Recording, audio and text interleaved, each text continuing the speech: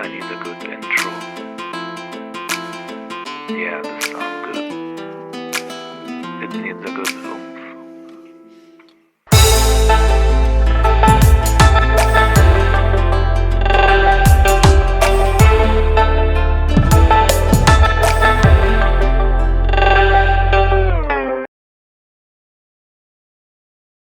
Yeah. Cool. Yep. Why? So what's up with the name? Like from you, I think you have 3 different names from since I knew you. Yeah.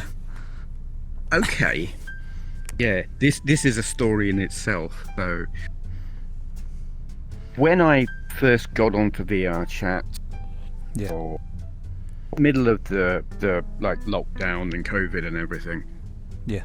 I didn't really know what it was like. I didn't know what it was about. I didn't know who I wanted it to be.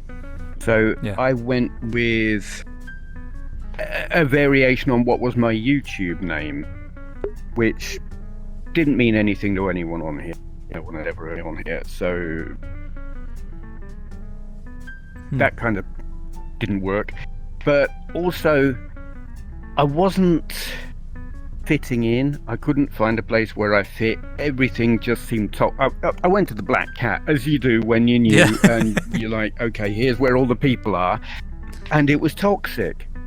And Yeah. I thought, I'm not sure this is for me. And part of it was self-consciousness about my age in a world where everyone, I mean, there's loads of kids running around screaming and being kids, Yeah. and it's like, I'm old. And I thought, okay, they're going to look at me and think, what's an old man doing in a thing like this? He's some kind of pervert. And I Yeah. was obviously not a pervert, but self-conscious about that. And Yeah. my solution there was to not speak. And I wanted an avatar who would work with not speaking, that was matching my character as a person, and not fitting in with any of the, like, I'm not an e-boy, not a furry, not a, technically not. Anyway, Yeah. I saw a cat and I thought, I want to be that cat. So it was the little standard white cat. You know, the normal looking cat. But then I wanted to differentiate myself from all the other cats. So it being the black cat, there's bottles of beer that you cup. Yeah. And so I spent all of my time walking around as a cat, holding a bottle of beer and meowing. Because I was like, okay, I'm not going to talk. I don't want to be mute. I'll meow. And Yeah. then because of the beer, I was like, that's where the name Yeah. came from. It was like something that matches, because that became my identity. And people recognized the cat with the beer who only meows, and just kind of followed. Yeah. And But, I mean- yes, I changed it, didn't I? Yeah. It was like before Schrodinger's cat, from what I knew you, and maybe you were different as well before. Yes, I was. Yes, I made this avatar because I was fed up with people stealing my beer. Because holding a bottle of Black Cat beer, people could just grab it and run away, which was annoying. So I made this avatar with the bottle of beer. And then I got bored with this. I wanted something a bit different, and I was bored with all the people seeing my name, looking at me with the bottle of beer and saying, so, do you like beer? They still do it, but I went looking for another avatar, and I found one which was kind of bunky, brightly coloured, trailing effects and all sorts. I'm going to Yeah. use that and change the name. So I went Schrodinger cat ? And it was a joke, Yeah. because the whole Schrodinger's cat, is it alive, is it dead? I couldn't be Schrodinger's cat because the name had been taken. But I made it into a question, and then always had the status of yes and no. And so people who knew what Schrodinger's cat was all about, see Schrodinger cat ? Yes and no, answering the question Yeah. that I was asking. Well, I mean, there's But also no one got the joke or just didn't care. there's also like, Sorry, go from on. what I understand from it, it's like, since you have a question, like is Schrodinger's cat Yeah. alive? If yes, are you Schrodinger's cat? It was like, so are you Schrodinger's cat? Yes and no. Yeah. Yeah. Nice. It sort of worked, but I mean, it was pointed out to me, you've got to explain the joke, it's not a good joke, which is a fair comment. Yeah, well, I mean, I guess it's a joke for those who are in the know, I guess, that's it. Yeah, no one, I won't say no one got it, no one cared, no one found it funny though. It didn't last long, Okay. so I thought, okay, that's not working as a name. And also, people just called me Schrodinger. And I was Yeah. like, no, Schrodinger is the owner of the cat. I'm the cat. I don't want to be called Schrodinger. So I changed the name to Cat, just Yeah. because I just wanted to be called Cats. Like, I'm Cat like Spear, but everyone just called Cat. That's what I got used to. So, in the end, I got fed up with all the different names and thought, I'll just go back to what I started off as. Since I was back to using this avatar anyway. Yeah. See, makes sense. But I mean, you have your link on your profile and like link to your YouTube channel, and you have your name up there. So like, Oh yes. about that, like, so people know you as at least right now, Cat Likes Beer or just Cat. But since you have your link to your YouTube channel, and that's like you show your face, you show your name. So the question is, I'm assuming you Yes. don't mind people knowing about your name. The second question is, No, feel free. Yeah, absolutely. the second question is, don't you want anonymity? There we go. Okay, the YouTube name, I'll say it in here, SteveBenway. Steve is my name, Benway isn't. Okay. And there's a story behind that. Yeah. I don't use my real name. So that's why I don't mind linking to it. The Benway name goes back to back in the early 90s. CB radio. And I had the handle Dr. Benway, who was a character in a book called Naked Lunch by William Burroughs. And I just found that character really entertaining, completely Okay.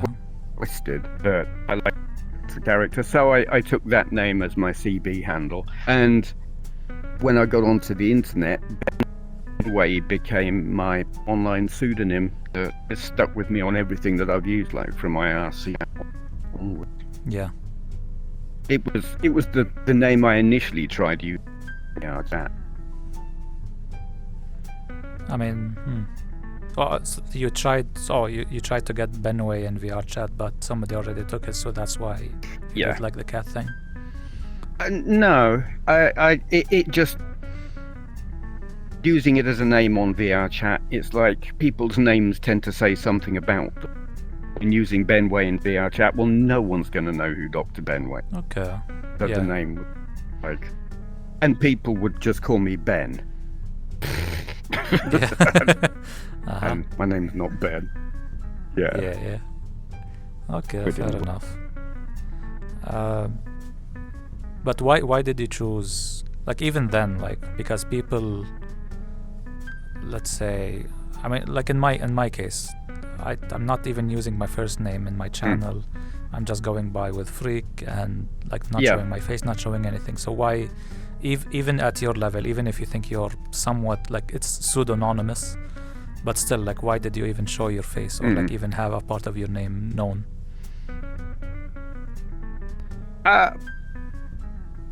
On YouTube or like from VRChat to your own discussion? I mean, both. I mean, you took the leap of showing your face on YouTube, then you took the leap of connecting your first name and your face and then connecting it to VRChat.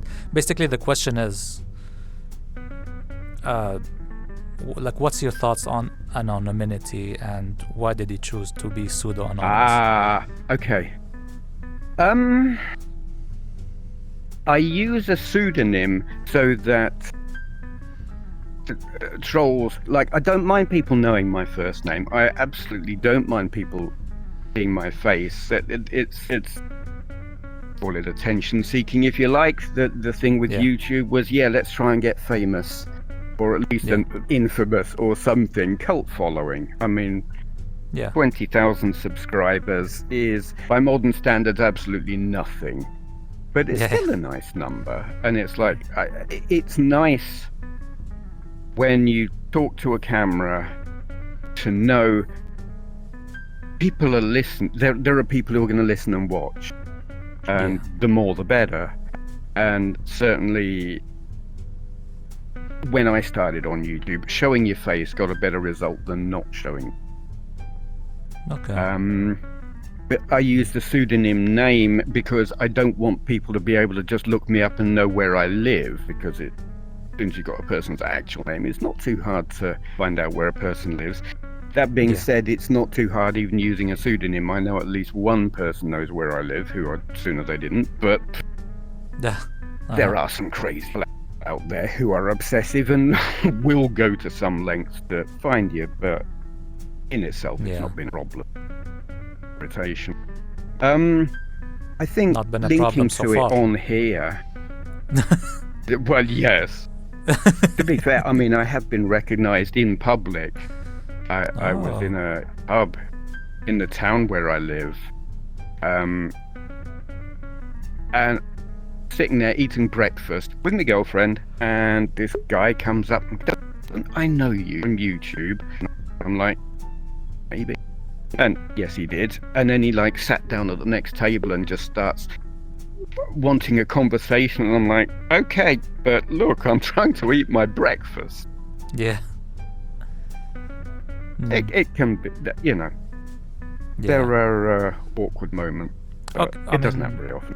So, with that specifically, that was your first encounter with the thing people hear, basically, celebrity, how should you approach them, whatever. So not the first time.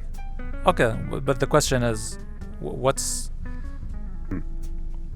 so let's say you saw someone in public that you know on YouTube, and you're like, I like this guy, I'm seeing him in front of me. What's, let's say, the common sense behavior that you think should be applied in this, if someone wants to approach you, or you want to approach somebody that you know that's a figure? It very, very much depends on the circumstances. If they're with company and they're doing something you just don't interrupt them. Maybe say, a very quick, "Hi, love your channel, nice to see you," and then carry on. Yeah. Don't stop and try to engage them, because they're already engaged in something. I mean, it's not totally dissimilar to a situation you get, and I referred to it last night, actually. In chat, you've got a group of people already engaged in a conversation, and it's a good conversation, and then a complete stranger just walks in and hijacks. Yeah. It's like, "So, hi, how are you all doing? What do you think about blah, blah?" And it's like, no, that's not how you do this. And it's like that, but in real life. Yeah, I call this If the phenomena person's the American approach. I just call it rude, which is probably the same thing. Yeah. I mean, I guess going back to that scenario you mentioned, you're eating your breakfast, some guy came in and started to have a convo with you. I'd imagine, and you got a tiny bit annoyed because you're eating and he's trying to break your flow, basically. Yeah. I'd imagine. Let's say I'm that person. I come up to you, it's like, "Hey, I recognize you. I would like to talk to you. When you're done eating, if that's fine." You'll be like, maybe alright, maybe no, if you got time. If you say yes, then just basically go fuck off, eat maybe my own breakfast, then once you're done you'd come to me, or I'd notice you and come over or whatever. And I think that would be a better approach, I'd assume. Yeah, it's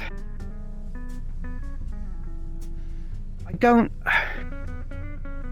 don't know that there's like a hard and fast rule. It's really just a case of like read the room. I think there is this thing where if you're known on YouTube, and some people have it in their head, they know who you are, you should know who they are, or they know who you are, you must be a celebrity. Therefore, if you put yourself out there, they have a right to access to you.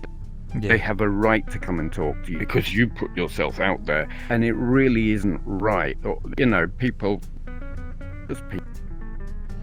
Yeah. It's the asynchronous privacy.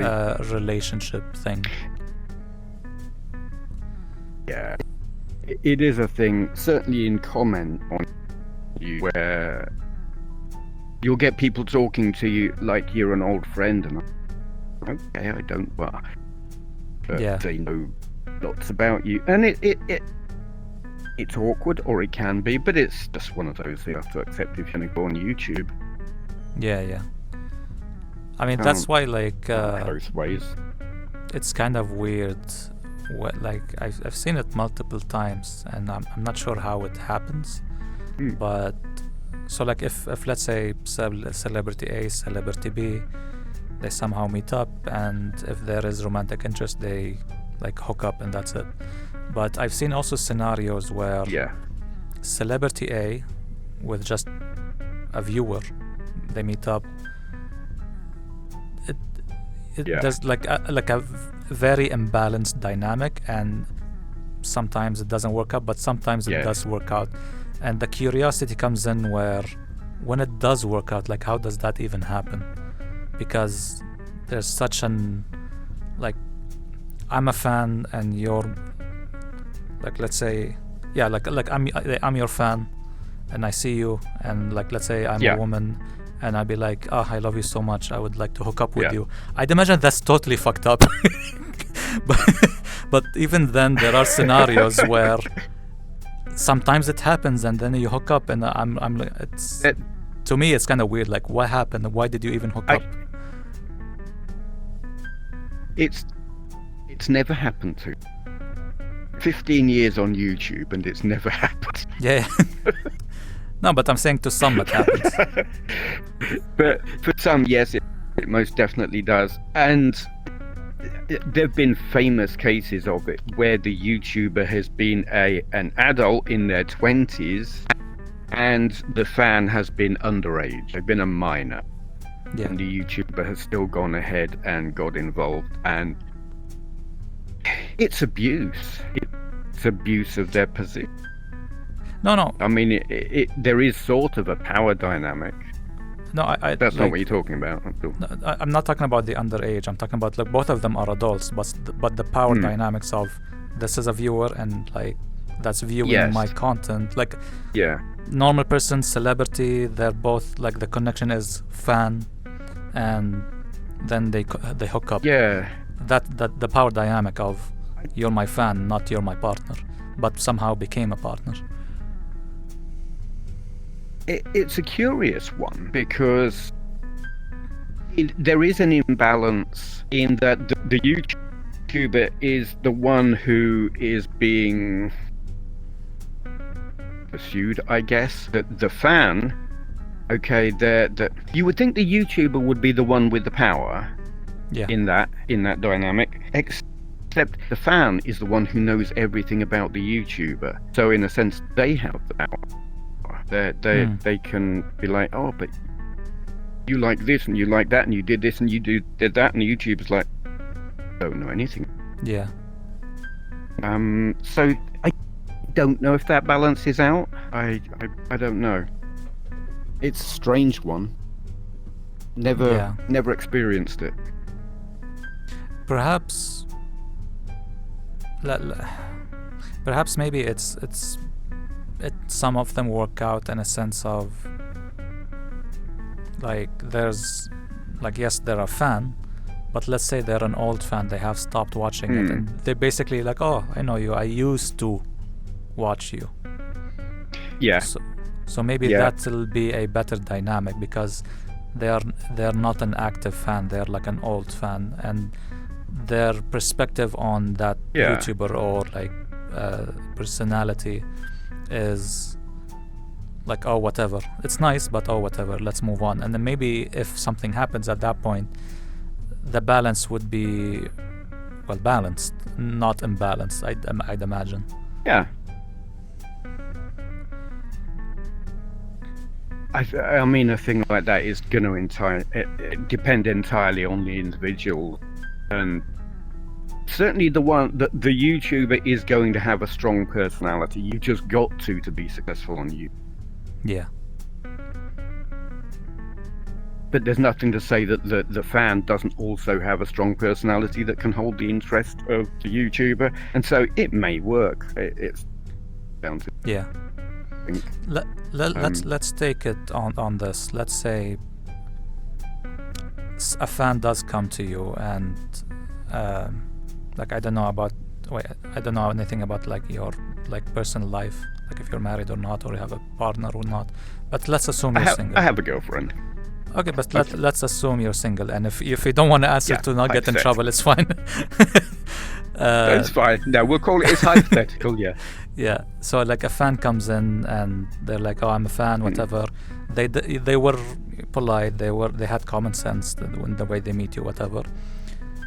One thing led to another, and they like showed interest in becoming your romantic partner, and you're like, so, what happens then? That depends entirely on their behavior and their personality, and are they interesting? Are they fun? Are they someone who I would care to get involved with, regardless of the dynamic of they already know who I am? Yeah. If they can interest me, then I'll be like, okay, let's see where this goes. But I would be taking it very slowly, because you kind of could wind up in a vulnerable position. You don't know if there's some ulterior motive or whatever, or is this person, are they crazy? Yeah. But then that's like meeting anyone. Yeah, I'm not one to rush into anything. Yeah, I mean, I guess your mentality if something happens like this is, let's say they piqued your interest and you're like, all right, why not? Let's go on dates, see what happens. And you mentioned like it's gonna take a long time, because the reason why it's gonna take a long time, if they weren't a fan, if you weren't a YouTuber, you were just some whatever guy, and you met someone, then you hook up in a normal time frame, whatever that is, you would take your time with this fan in terms of being a partner, because what's going in your head is like am I someone that's not someone, basically, to make sure that they're not just basically putting up a front to you to gain something out of it, gain from like gain power, gain influence, gain success, gain whatever, if they're actually genuinely interested in you and nothing else. I think that's why it's going to take a long time to make sure of that. Yeah. To be honest, if they were hoping to gain anything at all, power, fame, success, or anything, they would be chasing completely the wrong person, because they'd get none of that. Not necessarily. Let's say I am that like evil person, but I'm obviously hiding it to gain power, influence, whatever. I'd look at you, or look at myself, or look at whoever that's small. You know what? I gotta start somewhere. Everyone's going up. Everyone's going to the top dogs. So let me start small, build up a channel, then continue, repeat.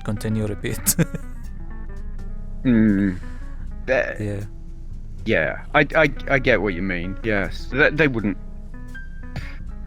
get very far with me. I mean, I've got those 20,000 viewers, but my actual numbers in terms of who watches these days, well, I pretty much retired. I'm going to put up a video. Once you've put up this video, I'm going to put up one saying, hey, I've not done anything recently, but if you want to see a video where I'm in chat with a friend on VRChat, here's a link. And I'll put that in a video. So get your views.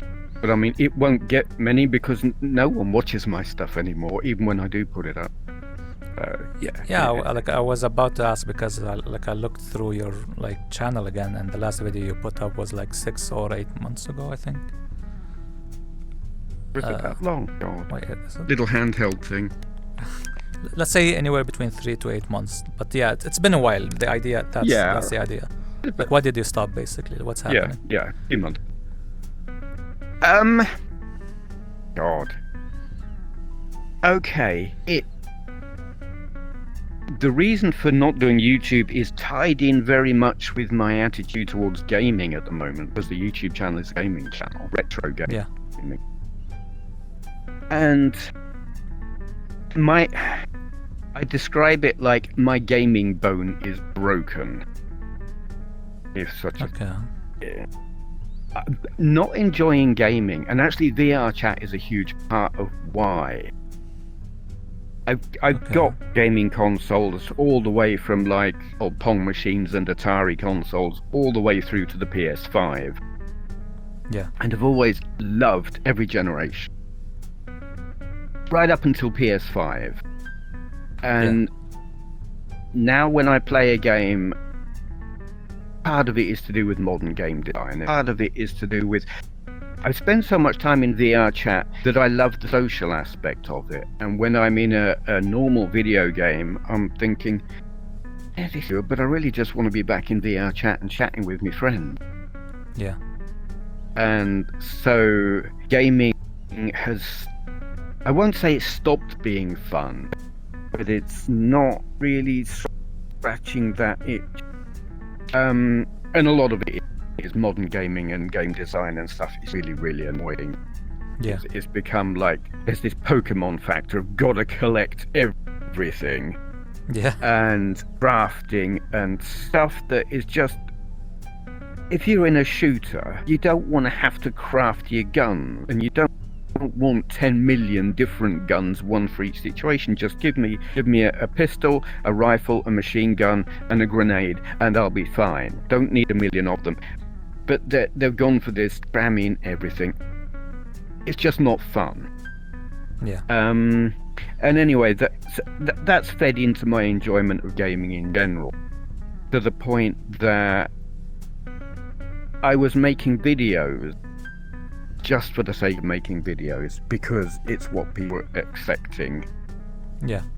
And I wasn't enjoying it.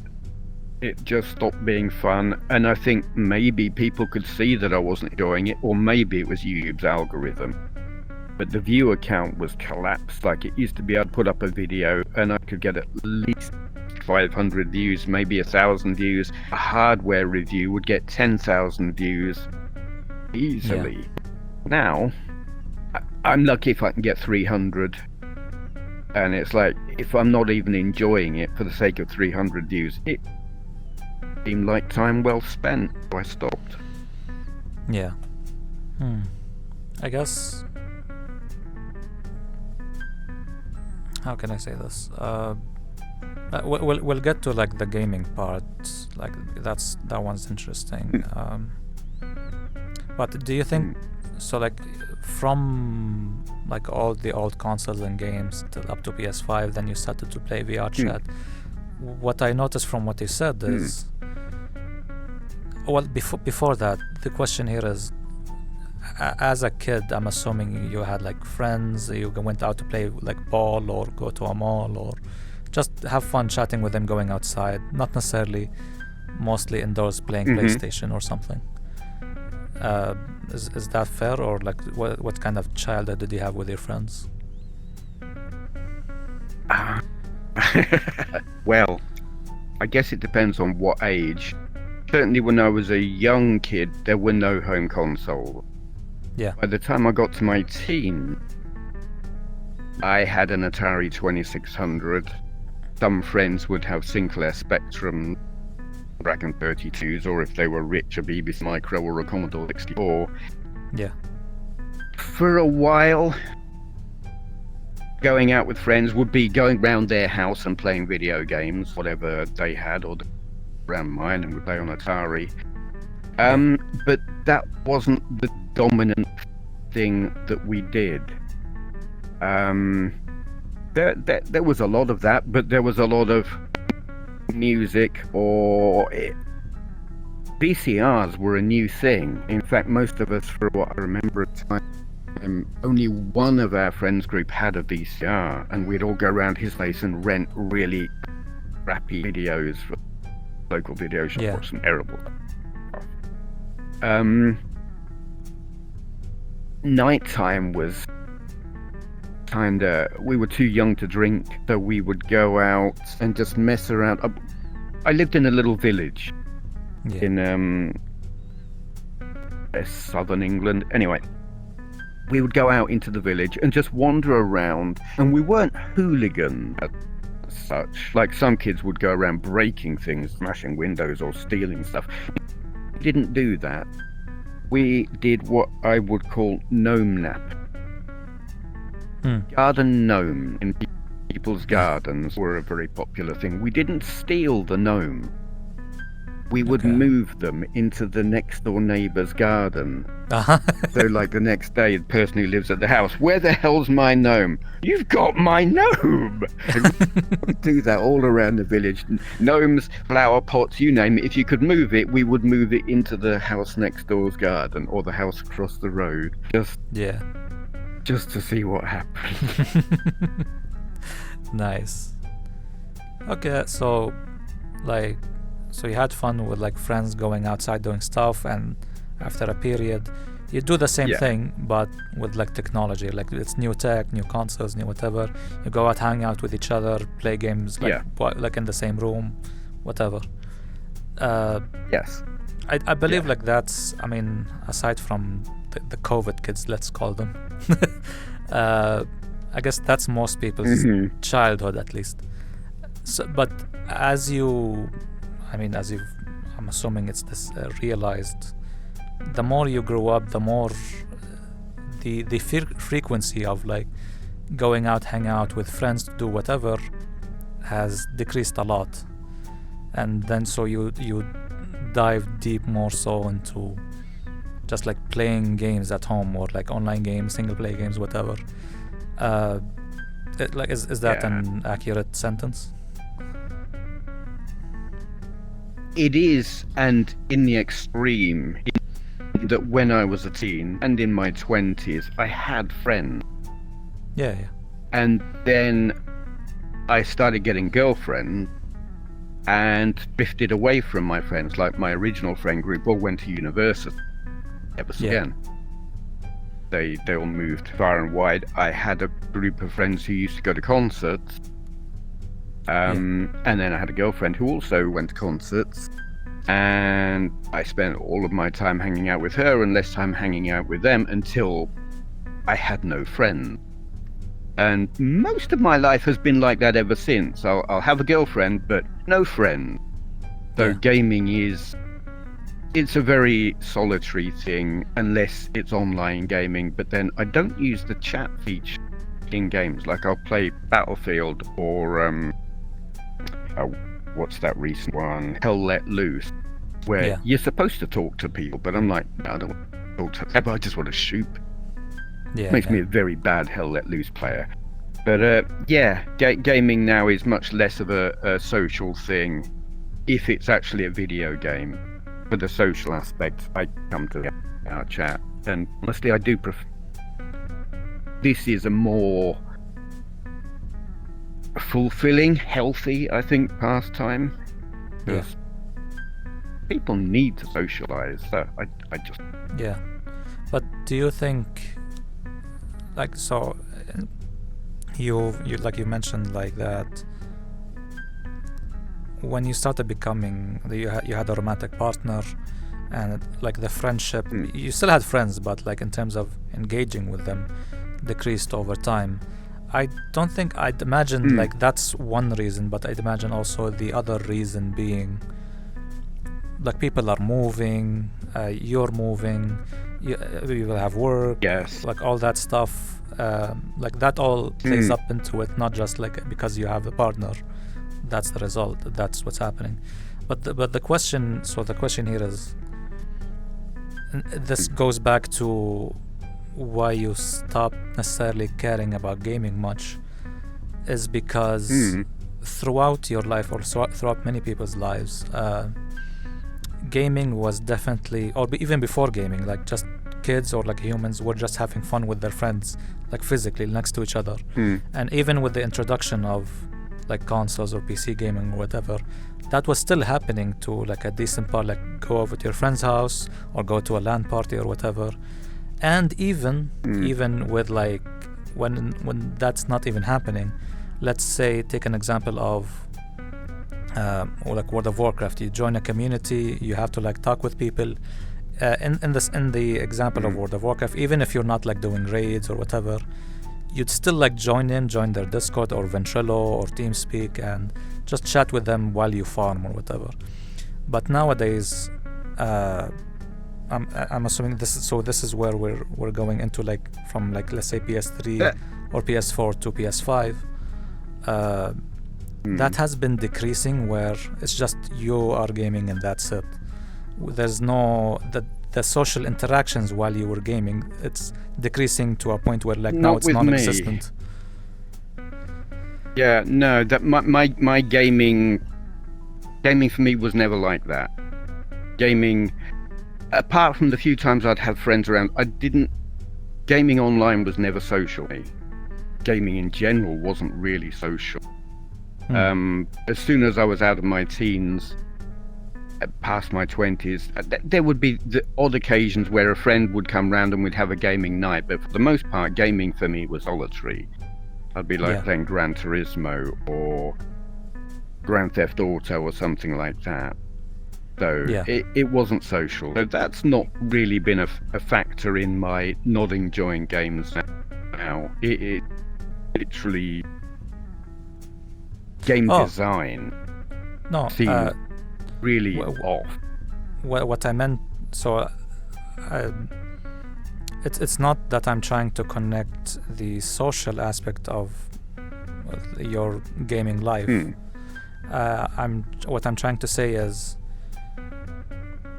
like, gaming was fun, and we'll get to why it's not fun in a bit, but you also had a social life, and it's being fulfilled, and now that it's been decreasing over time, and all you do now, or like before VRChat, all you do since then / till now, you were just basically consuming all these games that were degrading in quality over time.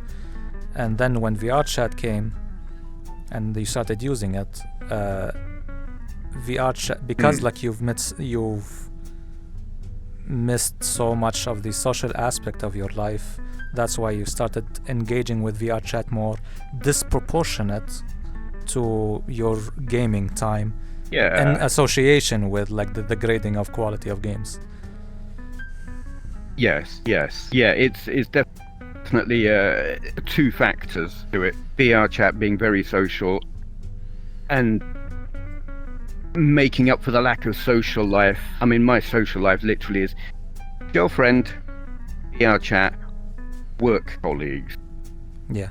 A good third of my social life is like work. So yes, once upon a time I had real world friends. It's not actually the reason I find myself with no friends, less to do with any of that, as I moved away from the area where I grew up. I lived in the south. I moved to the north to be with a woman who I married, now divorced from. While I was with her, and where I was, I didn't know anyone. I didn't make any friends, and have not really made any since then. So yeah, VRChat absolutely fills that void. It's kind of weird. I mean, I'm on the autistic spectrum, so making friends doesn't come easy anyway. And the VRChat it's full of people on the spectrum, and everyone who's on here is on here for a reason, and so it's very easy to find like-minded people, or at least equally weird people, which is always fun. Definitely the combination of social life here and degrading quality of games is a big factor. So that's a point where, so you said you had like your own like mental issues, and you mentioned, or like not, like people are in here I wouldn't call them VRChat for mental a reason. issues, but yeah. Yes, absolutely. People are in VRChat It's for a reason, and like as people jokingly say, who's playing VRChat? The people with issues, and that's fine.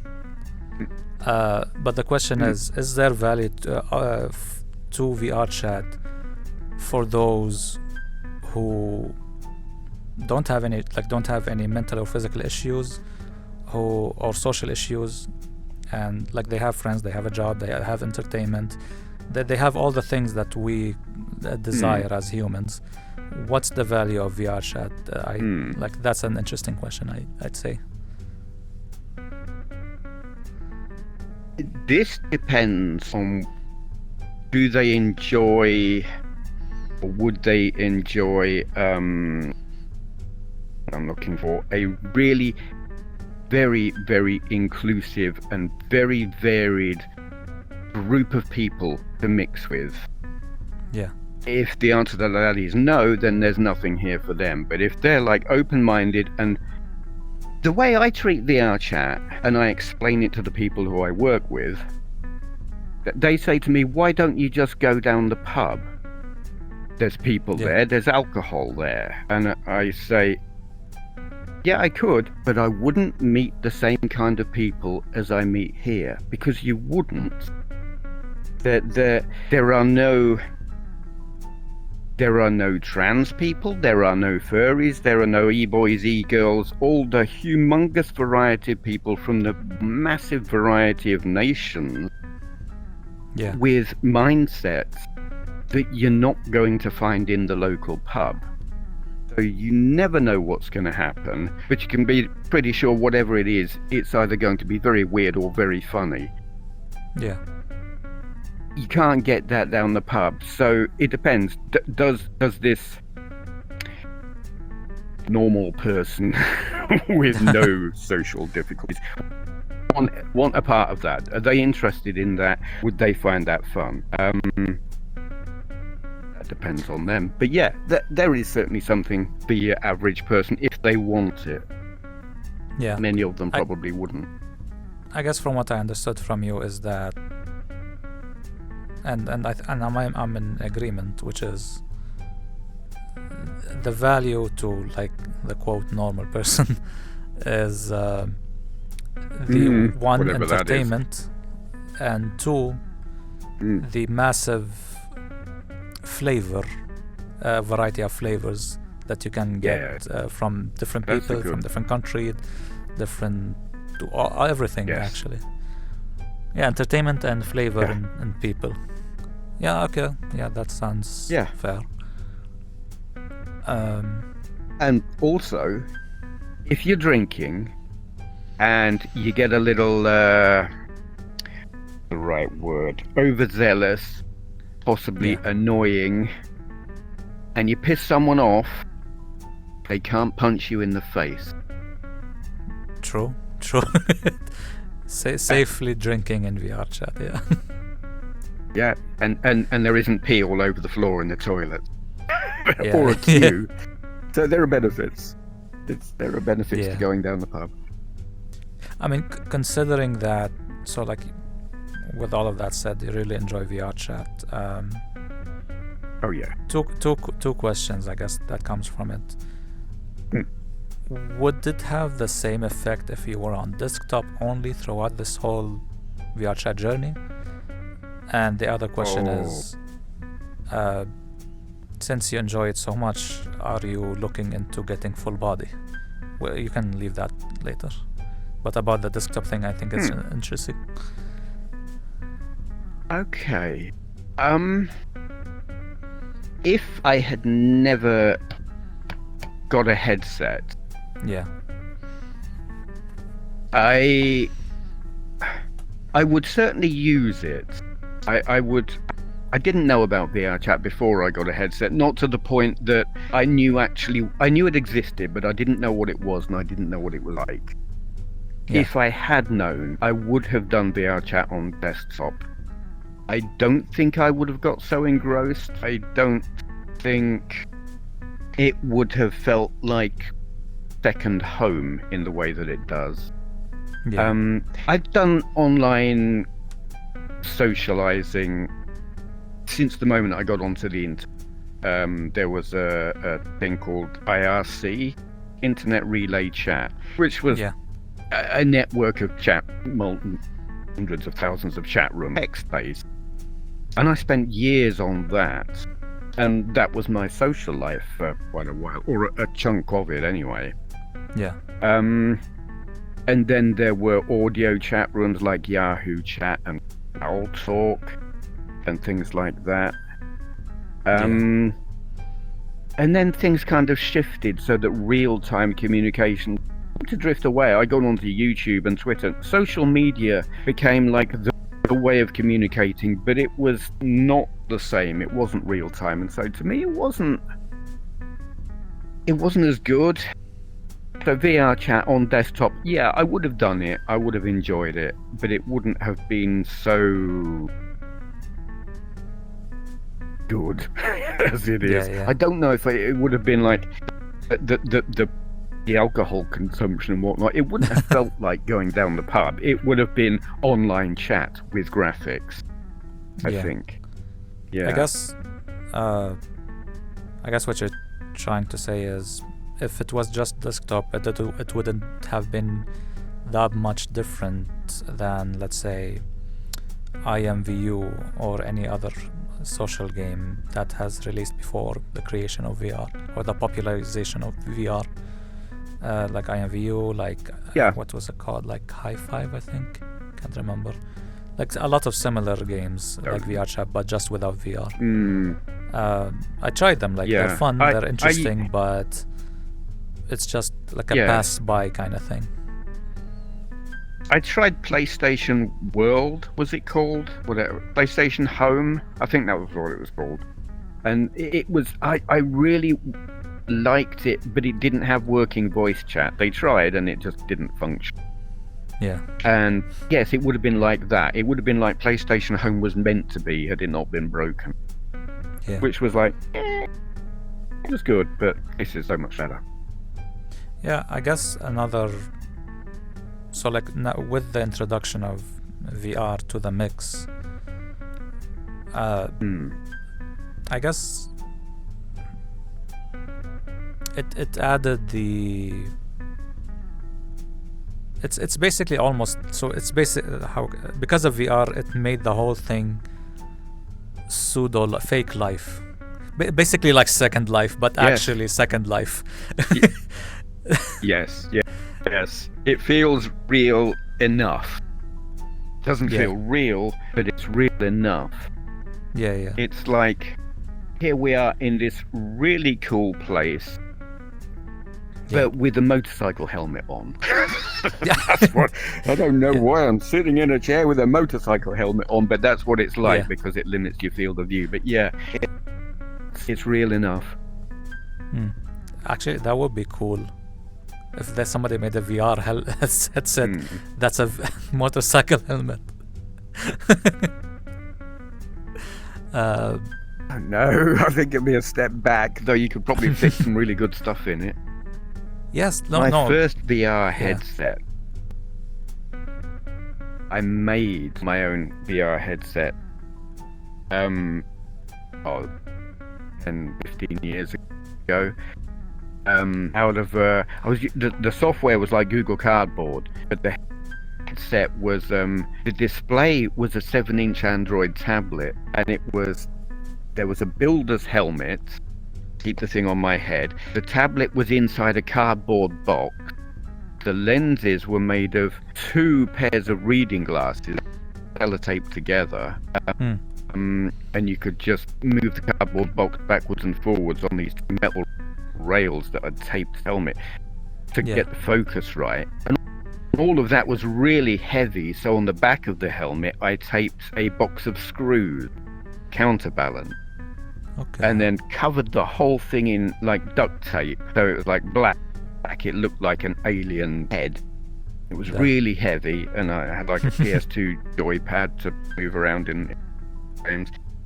It looked insane. It was ridiculous. It was huge, but it worked as far as Google Cardboard software worked.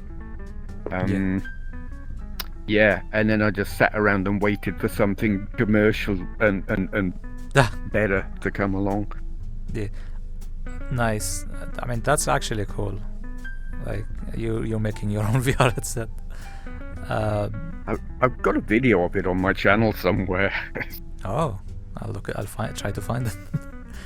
But wait, which headset? On there somewhere. Oh, not which headset. Yeah. Which headset did you, like VR headset, did you get that? Okay, before I ask the question, for me when I was a kid, I went to like the arcade. One machine had like a VR thing that you can like pull down from, wear it, and like you're in a tank or something. I tried it. I thought, the screen is tiny, like you can't really do anything. And that was that. Then like years later, Oculus DevKit 1 and DevKit 2 was happening. I saw somebody like he had like a booth and like some women's clothing event for some reason. And he's like, yeah, try the VR. So I went to him excited, like tried it. I tried like a train demo, a roller coaster demo. I thought, nice, very weird. I got dizzy. Whatever. And then life moved on. Yeah, screen door effect on the DK2 is... Yeah, that too. But then like years later, when I traveled with my friends, like we were living in the same house, my friend got a Quest 2. Curious, I tried I tried it, played Beat Saber. I knew about VRChat, but didn't really check it out. I don't know why. But then I saw my friend like use VRChat. He was just sitting on the floor and started talking with people, and I'm looking from the outside perspective. That looks weird as shit, but that looks fun. Yes. Then that's when I got I got a Quest 2. I installed VRChat. I struggled in terms of finding the appeal of it for like let's say a week or two, aside from the initial oh shit I have a body, but then like it clicked with me, or like let's say I got addicted to it, and find the social stuff. So the question here is, when did you what's the headset that got you in VR, and what's the game associated with it that got you in VR and started looking more into VR games?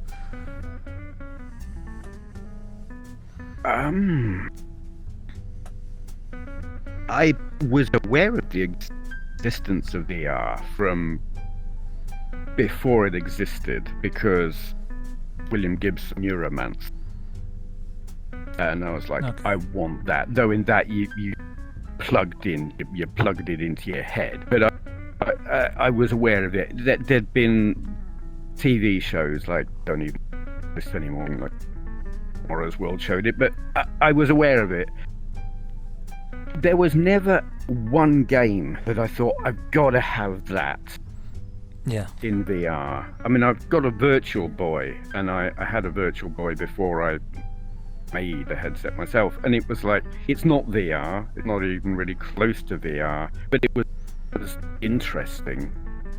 And I thought, I want more of this kind of thing. The first commercial headset I got, I was given, it was a Oculus DK2. I couldn't really get on with that. My PC wasn't really up to the job, and it was already so I only got to play around with a couple of games, and I couldn't really focus because I wear glasses. The lenses on that just really work with my glasses. Then I got a PSVR to go with me PS4. And Skyrim. Skyrim, I think, was the first one where I got excited. It was like, here is a virtual world that I can exist and walk around pretty places and do stuff. and then I felt sick, and I had to stop. I found I could play for about 20 minutes, and then I'd have to stop. And Wipeout was also really good. Yeah. That was one, and you would think that would cause motion sickness. Played that one for hours, even though it's like throwing you around all over them. That was fantastic. Yeah. But in terms of VR gaming, I've bought lots and lots and lots of games, and honestly, none of them actually do it for me. I haven't found quite what I want. I think what I want is Grand Theft Auto 5 in VR, something like that. The kind of gameplay you can dip into or out of that is huge, with a storyline that isn't all puzzles, because it seems like even so-called AAA VR games are very much, they're trying really, really hard to hold your attention while not giving you motion sickness, which is good.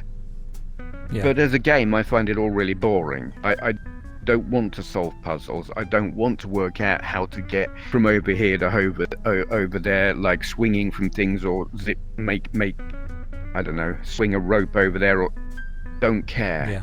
Want Grand Theft Auto, and it isn't there.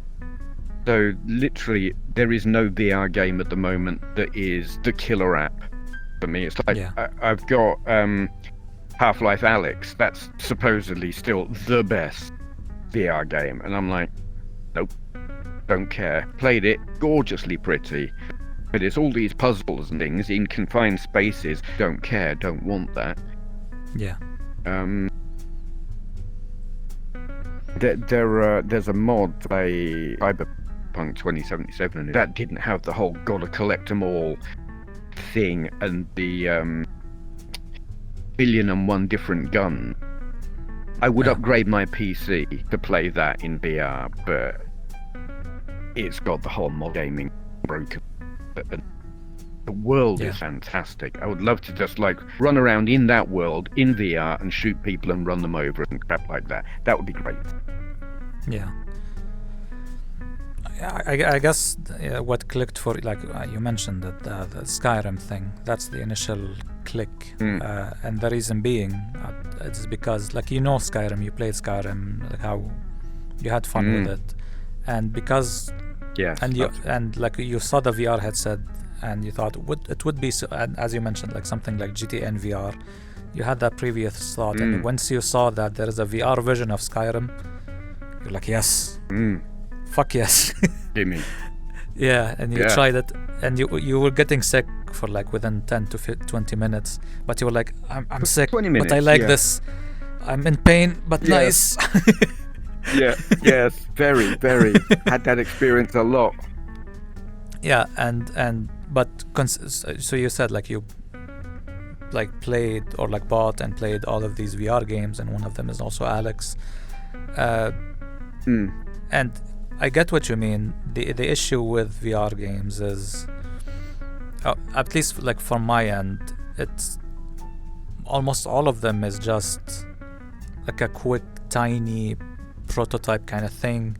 Like you either solve a puzzle or you jump to this place, or just hordes of enemies and you just slash them in the same level. But in defense of like Alyx, the reason why people like it so much and the visuals, yes, great, but the reason why people like it so much, even though it still has the issue of VR I just mentioned, of just like enemies are coming in, you just slash them or shoot them. It has a story, it has an adventure, it has a direction. You're going from one place to another. It is a proper game. Like if it wasn't VR, it would be a proper Half-Life game. That's why like people like it so much. But aside from that specific game, almost all VR games are just small prototypes, and that's why people are. I mean, I can't speak for people, but at least from my perspective, and I'm assuming your perspective as well, VR is boring, pretty much. There's no. it's exciting because it's immersive and like all of this stuff, and there is a reason why people are playing VRChat more than like any other VR game, aside from the social aspect. It's because there's nothing entertaining. Like if I buy a normal game right now, I'll enjoy it, but if I buy a VR game right now, I'll be bored within like 20 minutes and not play it again maybe. So what's being requested, I'd imagine, is make a full game, like Alex or Give like us a proper Skyrim game. VR or Portal VR, whatever. I think that's the issue. The game... They're all prototypes. I have more fun playing Half-Life 2 with Half-Life mod than I do playing Half-Life Alex. It's absolutely fantastic and actually easier because aiming the gun is easier. Yeah. And the only downside again is the motion sickness. I can only play for 20 minutes. That would be solved if it had snap turning, which I don't think it does. The other thing with VR, where like I can play a video game and I'll get bored, and I can play a VR game and I'll get bored. But the big difference is, while I'm playing the normal video game, I can also look around the room, glance at the TV, glance at my Twitter screen or whatever. When you're in VR, you're completely cut off from everything, which is good for immersion and necessary for immersion, but it also takes a bigger commitment of time. Yeah. It's like this game and nothing else. For the time that you're in it, you can't do anything else. I mean, yes, you can do the whole double tap and you've got to pass through and stuff off, but I've actually got mine disabled because it kept cutting when I didn't want it to. Yeah. And it committing that amount of time and being cut off from the world for a game that is like, nah, I really very rarely play VR games. It's like I've got the Quest 2, I've got the PSVR 2. Outside of VRChat, I really don't use them. I'll try a game and be like, nah, and that's the last time. Yeah. So, devs, give us a proper game. Yeah. I mean, but also, I'd imagine there's also the other thing, which it's kind of nullified, but because we're playing VRChat. But the other thing is there's more effort into playing VR games. Like if I'm like there is what's it called? Ghosts of Tabor. Like I really want to play that game, and I will be like as soon as I like fix up my physical environment to accommodate me playing a VR game. Again, that actually plays into the point, like difficulty to set up the environment you're in to play a VR game, difficulty in terms of playing the game itself. Very. Like you have the motions, like there is the point, there is the appeal, but again, that's like exerting of energy and motion and all of that. While like if you're playing on PC or PlayStation or whatever, it's you doing this for like 12 hours. Yeah. And that's it. While in VR, like you're doing a lot of effort. movement. So yeah, it's in a unique scenario, let's say, in VRChat, and in terms of having people to play VR games, because what's the minimum effort you can like put to have the player do actions without how can we accommodate lazy people? Basically, that's the gist of it. This feeds into the question you asked earlier. Do I want or will I get full body? Because that takes a lot of effort. I've got full body with the Kinect, and as you can see, I'm not using it because I'm lazy. It's like if you've got full body, if you're not standing up and moving around, I mean, the Kinect full body is kind of rubbish anyway. But it worked well enough that I found it's just far too much effort to make actual meaningful use of it. You've got to be standing up and moving around. And I mean, we have our mutual friend who you know who is constantly moving. And Yeah. I watch them, and I ain't got. Well, So, I get, yeah, I get what you mean. I mean, to be fair though,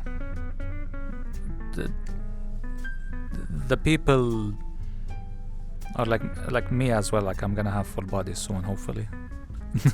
But Yeah. the people who use full body and the different tech they're using, the experience is widely different. So our friend is using Tunda trackers, and similar people are using Vive trackers. You used Connect, and another friend and me will use slime trackers. All of these are different and require different effort and like behavior. So in your case, while I am in agreement with you, but to an extent, because like you tried the Connect and you mentioned it's shit. You have to be like in a specific angle, and you have to keep standing, and you can't really sit down. Yeah.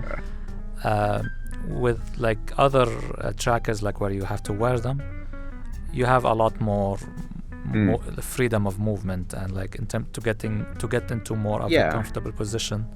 And but the issue with like the Tundra trackers or Vive trackers, there's like lasers, like you have to get base stations and whatever, and there's lasers, and sometimes the laser gets cut off, and expensive, yes. So it's better than a Connect, but it requires also more effort and not that more accommodating in terms of comfort. And lastly, that's why I got the slimes.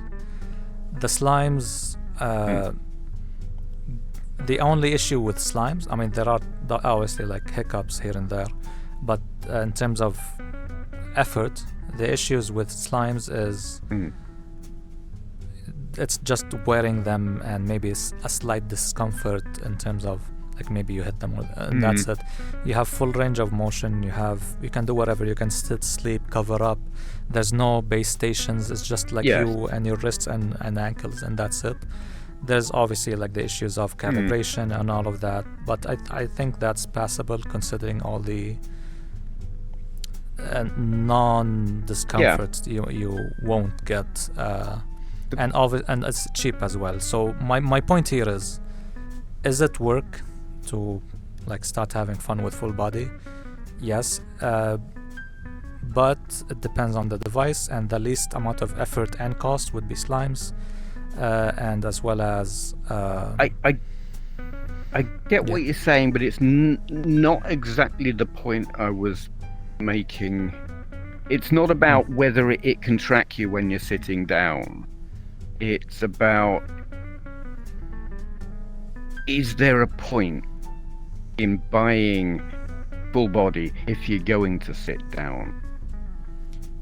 Because it's all about tracking your body as you move. If you're not going to move, I'm largely not, why have it? How does it enhance the experience? To counter that, Why spend the money? Well, you spend the money to get full body, and the purpose of full body, it's not necessarily for movement. Movement is a part of it, but it's also for the extra immersion you would get from it, from what people are telling me, and that is like when you got VR and you opened VRChat, you put on the headset, then you selected an avatar, then you looked in front of the mirror, looked down at your body. Oh shit, my body, my hands. Oh shit, like this is something else. This is holy shit. Basically, that's that initial experience. It will get repeated again, and maybe perhaps even amplified once you see actually like it's not even only your hands and head that's moving, it's also like your whole thing, your chest, your belly, your thighs, your legs moving, and that's the extra immersion. see what you mean. Yeah, I mean, how I'm physically sitting, my knee is just here. Yeah. And obviously in this room, I'm standing on the chair. I'm kind of standing in it, really. Yeah. So, yeah, I get what you're saying. Whether or not, to me, it would make an immense difference if I could see my knee just here. Yeah. I don't know.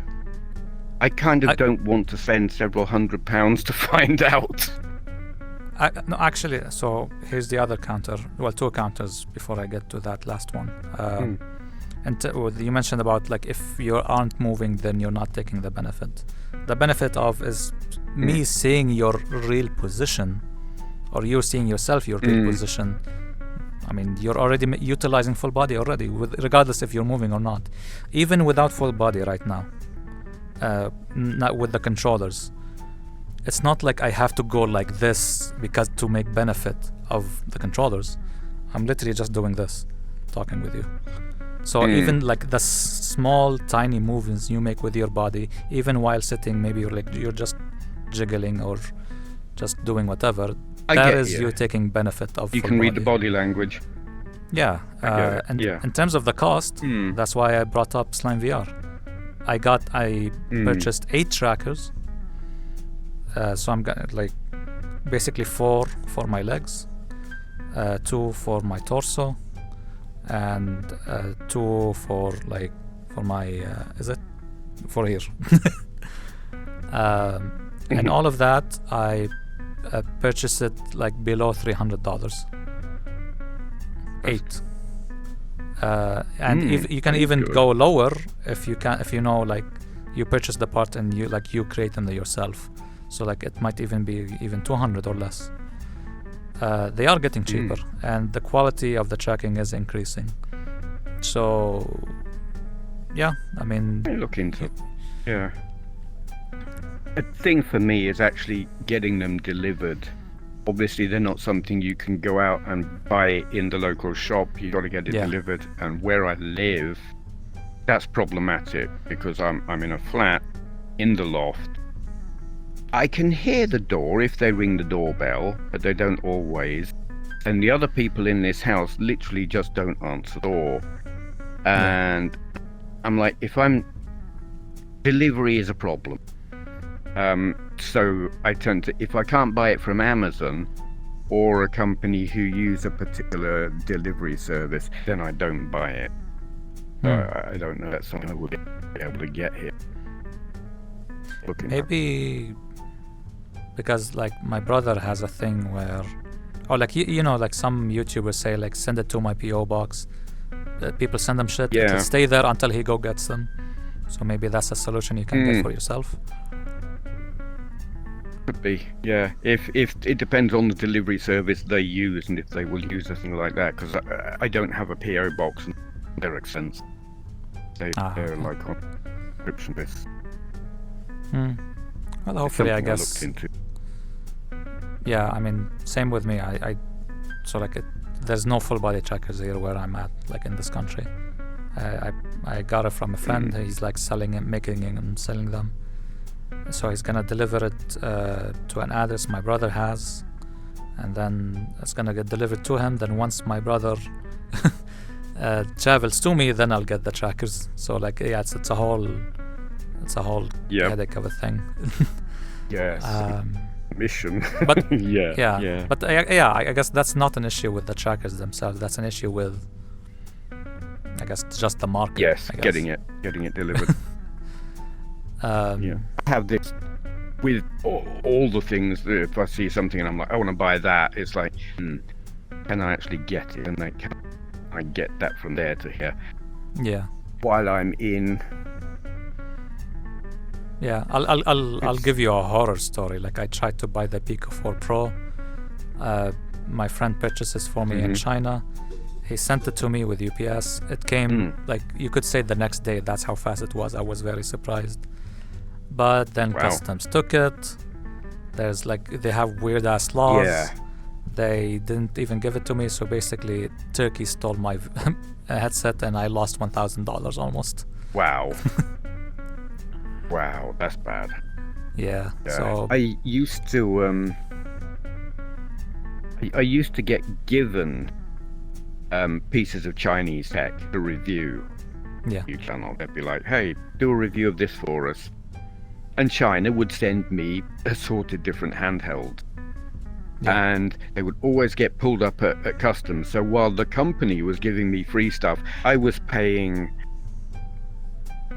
40, 50, up to about £70 in customs. These things that they kept sending me, and as far as they were concerned, I was getting it free, but it was costing me quite a lot of money for that free stuff. Customs is a pain in the ass. Yeah, and in that essence, you're not biased because you didn't get it for free. Yeah, I was never biased anyway. They stopped giving me stuff because they'd give me something that was crap, and I would say, "This is crap," and they'd be like, "You gave us a bad review," and I'm like, "Yes, don't give me shit, and I will not give you a bad review." Yeah, No, they didn't give me anything. They don't send me things anymore. That's good. That's good. You have to maintain credibility. You know, as soon as you start saying this is good when it's not, if someone then goes and buys it, well, I'm responsible for someone wasting their money, and I'm not that. Yeah. Oh. Speaking of good and bad products, gaming industry went to shit. So like, how's gaming? Like, how you're always constantly mentioning game design and all of that.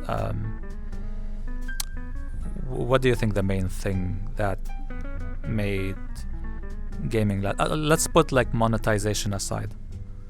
In terms of like the gameplay design or like game mechanics or maybe the content, how did it go shit from before where it was supposedly great?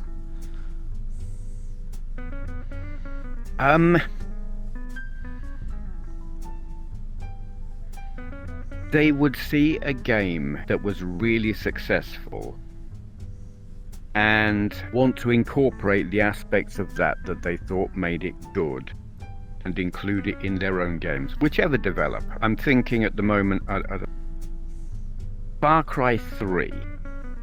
Yeah. It's a first-person shooter, action-adventure. I love the original Far Cry. Not so keen on Far Cry 2. Far Cry 3, all of a sudden, they have seen Minecraft. Crafting is the in thing. Let's have some crafting in Far Cry 3. What the hell? It's a first-person action-adventure shooter. Why in God's name would you incorporate crafting into a game like that? And it's because they've run out of ideas. The people who are running the companies or having the creative ideas aren't having any more creative ideas. They're looking around. What's popular now? What ideas can we pinch from someone else's really successful game, incorporate into our own? Like Gran Turismo. Up until Gran Turismo 6, you always had this very specific structure of how the game was played. You'd have different cups, different championships, and each of those had a series of races. You do those, then you do a next one, and as your experience increased and your rank increased, you could do different ones, and it made sense. Gran Turismo 7, no. You go to a cafe and you've got menu, and each menu has a set of races, and you've got some guy who don't give a crap about telling you a story about the cars, and it made no sense whatsoever, and that system didn't even cover all the possible races. So you'd still got these championships or cup series or whatever, they still existed, but there was no structure to access them directly, because the way you accessed individual races was through the map. Races in Asia, races in America, races in Europe, and it all became really fragmented because they wanted to add a personality, the people in the cafe, to the structure of the game. I think this was from like RPG type stuff, or maybe Test Drive Unlimited, the way that worked, and they thought, oh, do that, we'll add some characters, make it an RPG racing game, something.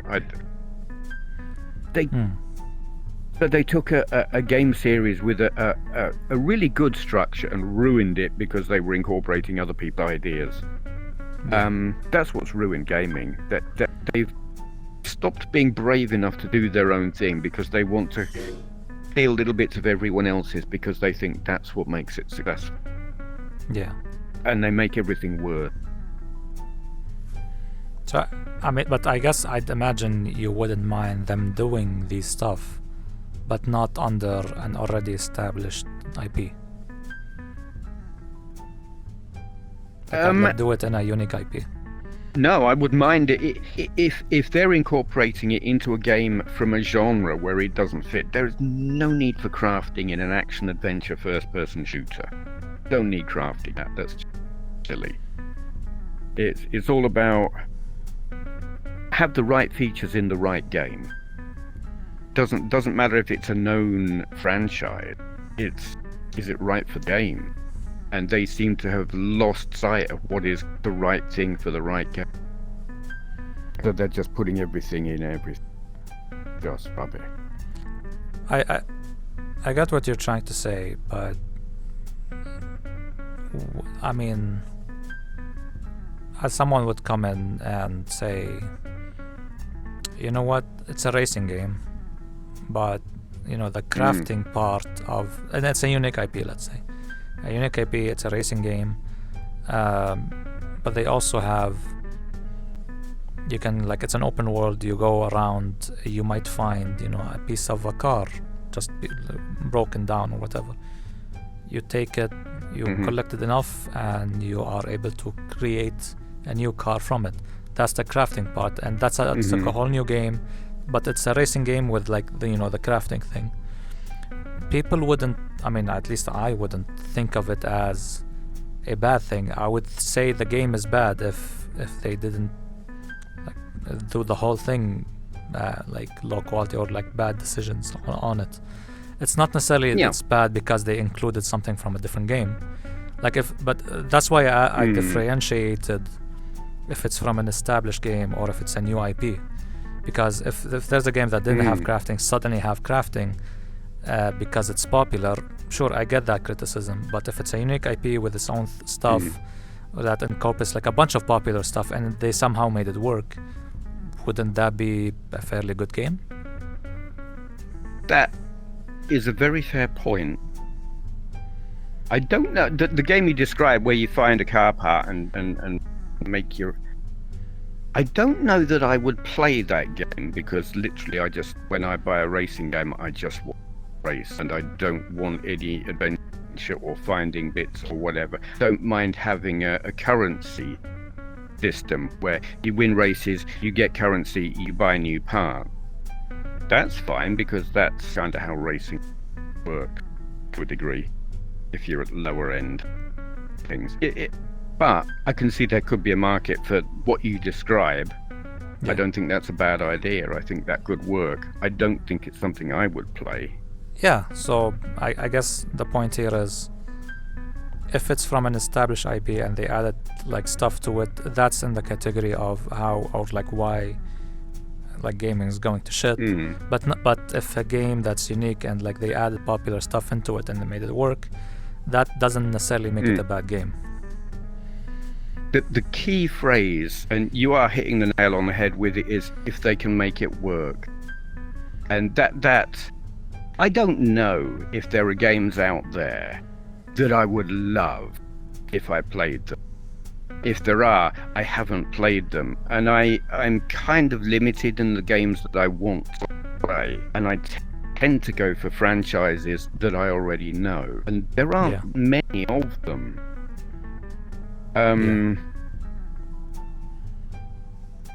It all seems just all it's not to my liking at the moment. If there are good games right now, I don't know what they are. Yeah, and in terms of like the established games that are adding these new things, I guess the word you're looking for is there's no focus anymore, I guess. That might be true. That could be it. A lot of it just feels like a complete lack of imagination and just grabbing bits from here, there, and everywhere and cobbling it all together. Yeah. And I don't like that. Let's say It's there's also the grind that you get in games that aren't necessarily an RPG, or maybe in fact some that are, but a brilliant game that I used to play a lot, still really enjoy, being Half-Life 2, but also say something like Crysis, first-person games, first-person shooters if you like. They're very tightly focused. They're not strictly even open world games in that you've got a clearly defined objective, go for that, you achieve that objective, you go on to the next objective. In a way it's restrictive, but on the other hand you've got a very clear narrative, very focused. Where at the moment it seems like every single game is open world. You do have objectives, but it's so easy to just get lost in the side quests and the collecting of everything, and there is so much stuff to collect, and so much of it seems completely pointless to me. I watched my girlfriend play Assassin's Creed Valhalla, and it's like there was an element of this in Skyrim, and it was part of Skyrim that I kind of didn't like, in that your inventory could be huge. They did at least limit how much you could carry in that, which was good.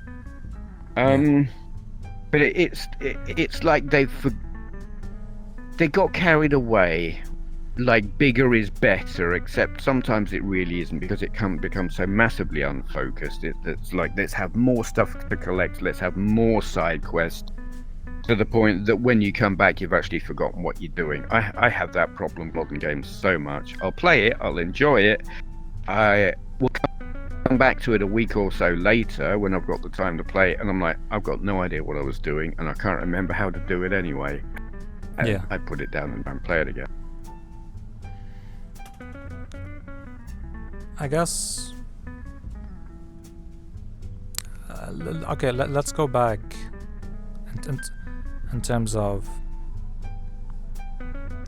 let's assume people like the useless shit added to games. Would it yes, I think they must, because people buy them. How about this? Racing games. We can go like genre by genre for a few examples. Racing games. A racing game comes out, and the core focus of a racing game is, you and others in a racetrack reach from point A to point B, and who will reach the first.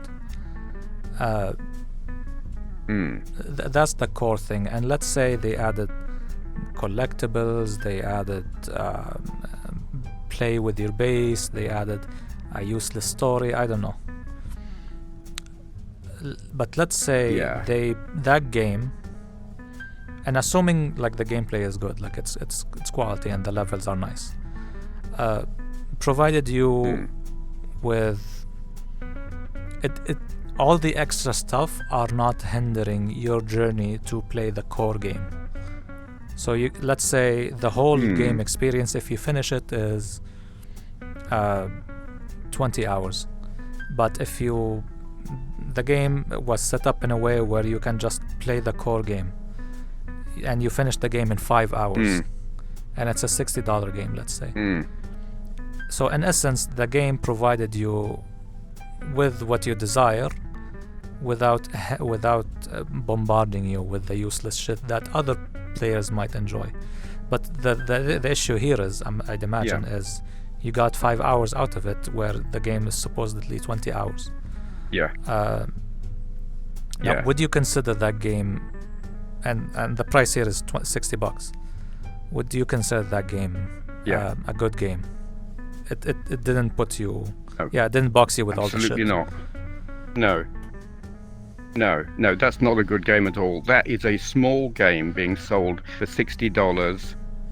That's a $10 game being sold for $60 with a load of fluff added on for people with a short attention span who like things. That's a bad game. Okay, and the other scenario is same example, but the difference here is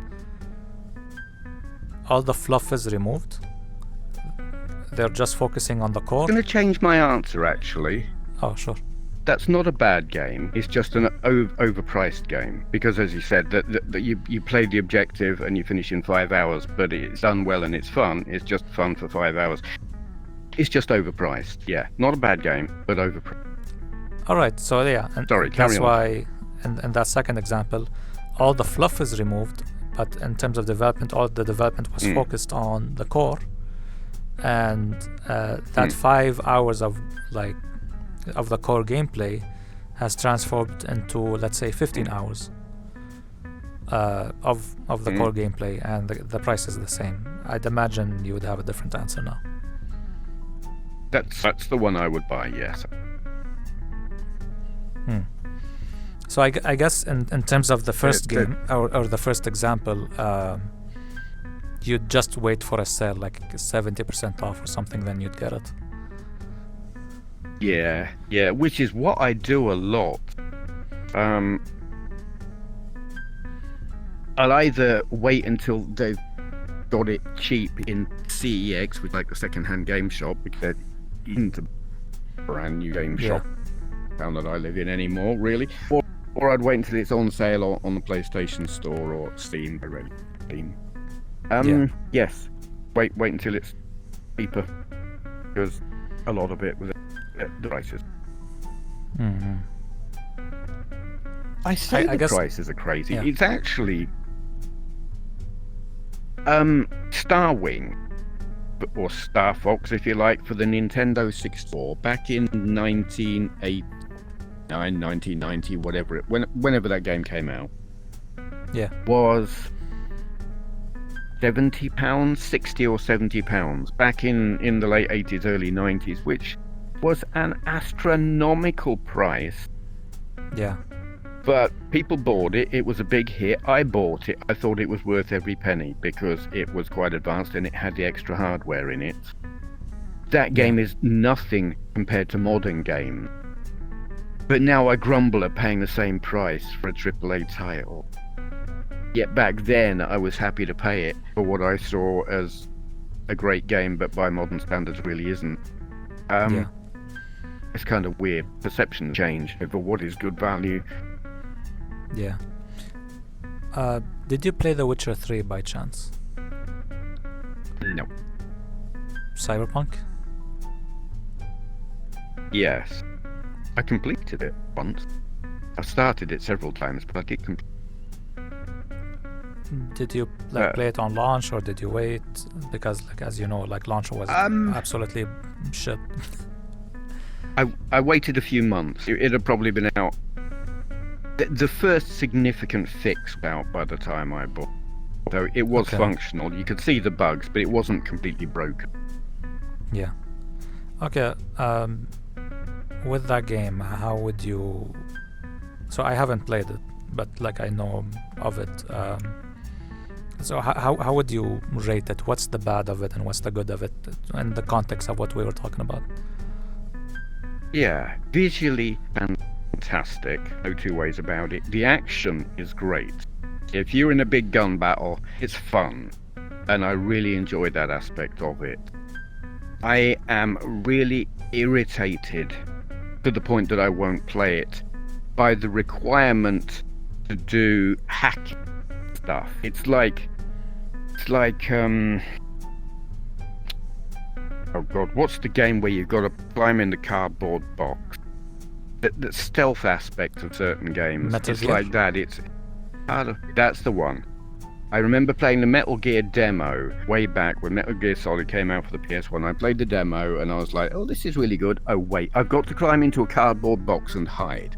I don't want to do that kind of crap. I want to run around and shoot people. So I didn't play that game ever again. Yeah. And Cyberpunk has an aspect to it that's like that. It's hacking. It's fiddly puzzle nonsense that I just don't care about. It's like, give me a choice, but some situations you don't have a choice, you just got to it. And so for me, it's like, I put up with it once, just to get through the game. And then you've got that whole, here's a 5 billion different kinds of gun that you can have with 5 billion different attachments, so there's elements of crafting and stuff, and I'm like, don't want any of that. Give me 3 guns and let me get on with it. If you could take away all of that, get rid of the hacking puzzly nonsense, get rid of the crafting gotta catch 'em all Pokemon nonsense, because that's where that comes. Gotta catch 'em all, gotta collect all these things. No, get rid of all that. Yeah. It would be fantastic. Just make it a first-person shooting action game, and it would be perfect. Yeah. But they've added lots of filler and nonsense just to pad it out and supposedly make it a deeper experience. But for me, it's Yeah. So, like, I mean, I guess that game is described as an action adventure, maybe RPG, where the RPG elements is like the skill tree, the role play, you create your character and all of that. The puzzle elements, or like the hacking elements, basically, that's added into the game. So that's not necessarily like an opposite, but it's not within what the meal description is, let's say. I guess that's the issue. Wait, puzzle and what else? Like the collectible things. the collecting everything. Yeah, again, that's RPG.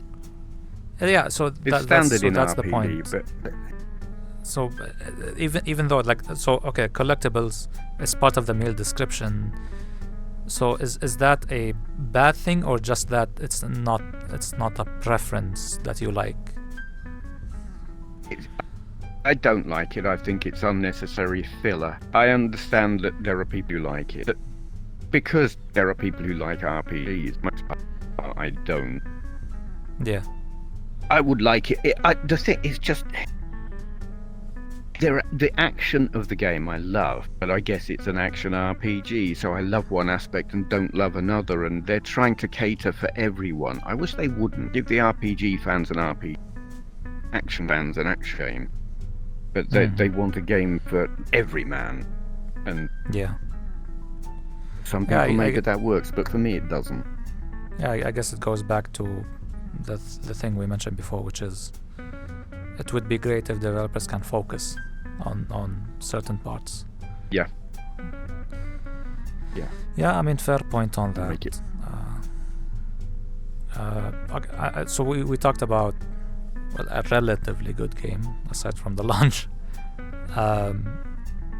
Let's go with an absolutely fucking garbage game. I don't know. Pick your EA game.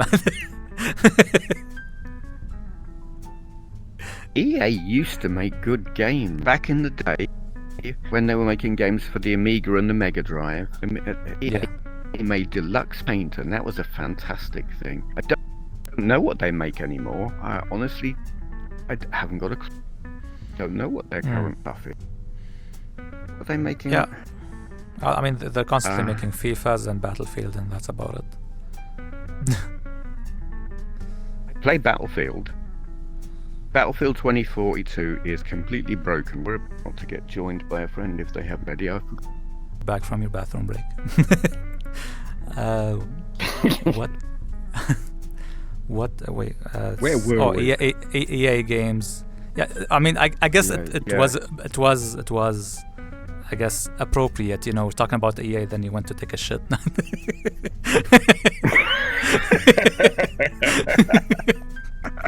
Yeah. It wasn't, but that would have been appropriate. Piss shit, yeah. Yeah. Yeah. So you Battlefield 2142. That you're saying like that was absolutely garbage. So yeah, with the context of like what we're talking about, how garbage is it? Yeah. That's the funny thing. I can't. Most games where they're not good, I can define or explain or understand what it is that's wrong with them.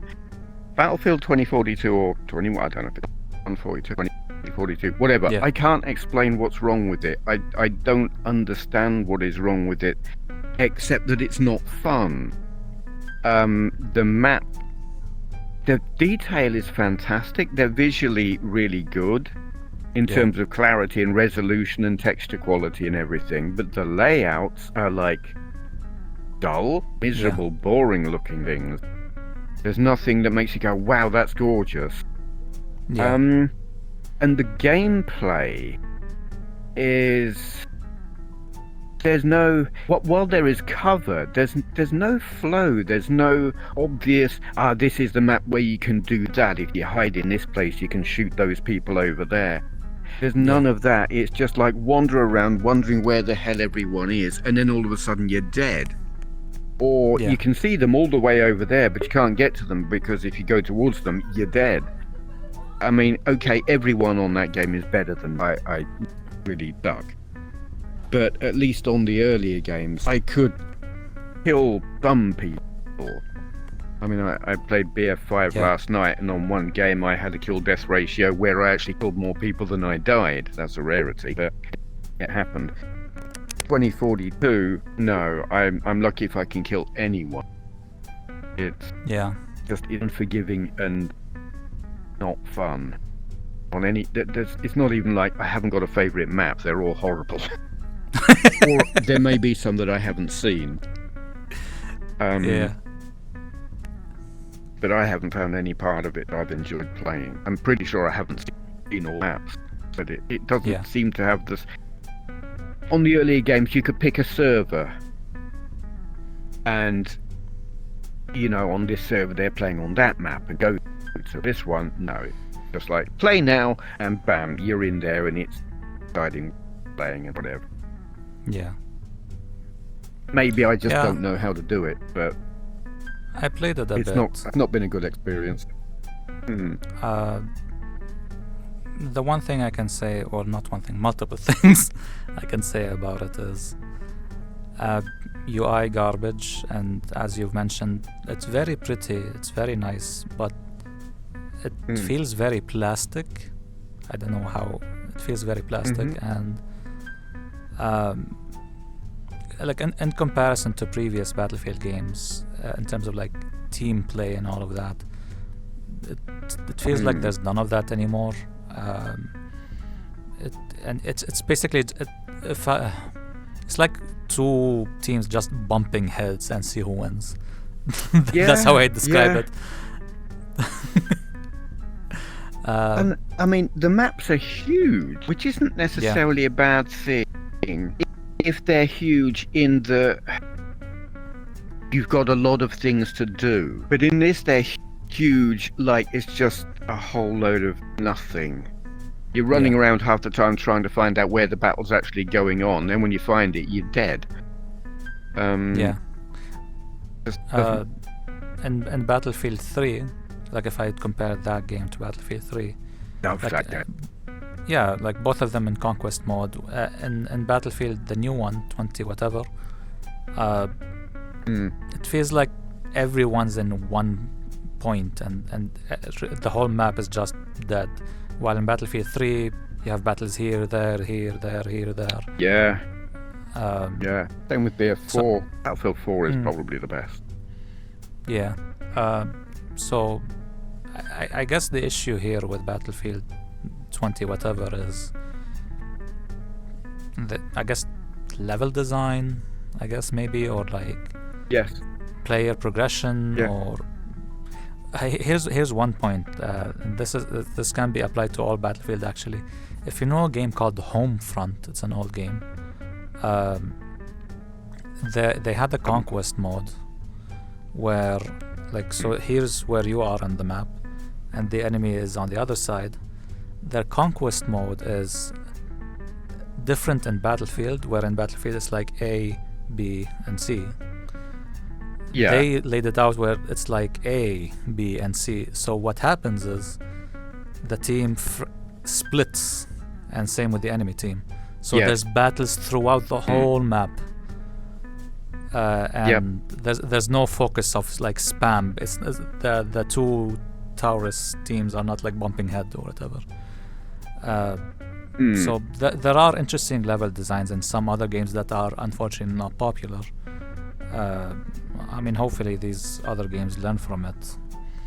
But yeah, so the obvious bad things about these all like new Battlefield games or like any other modern game is that I just put aside and will bring it back on right now, which is the business model.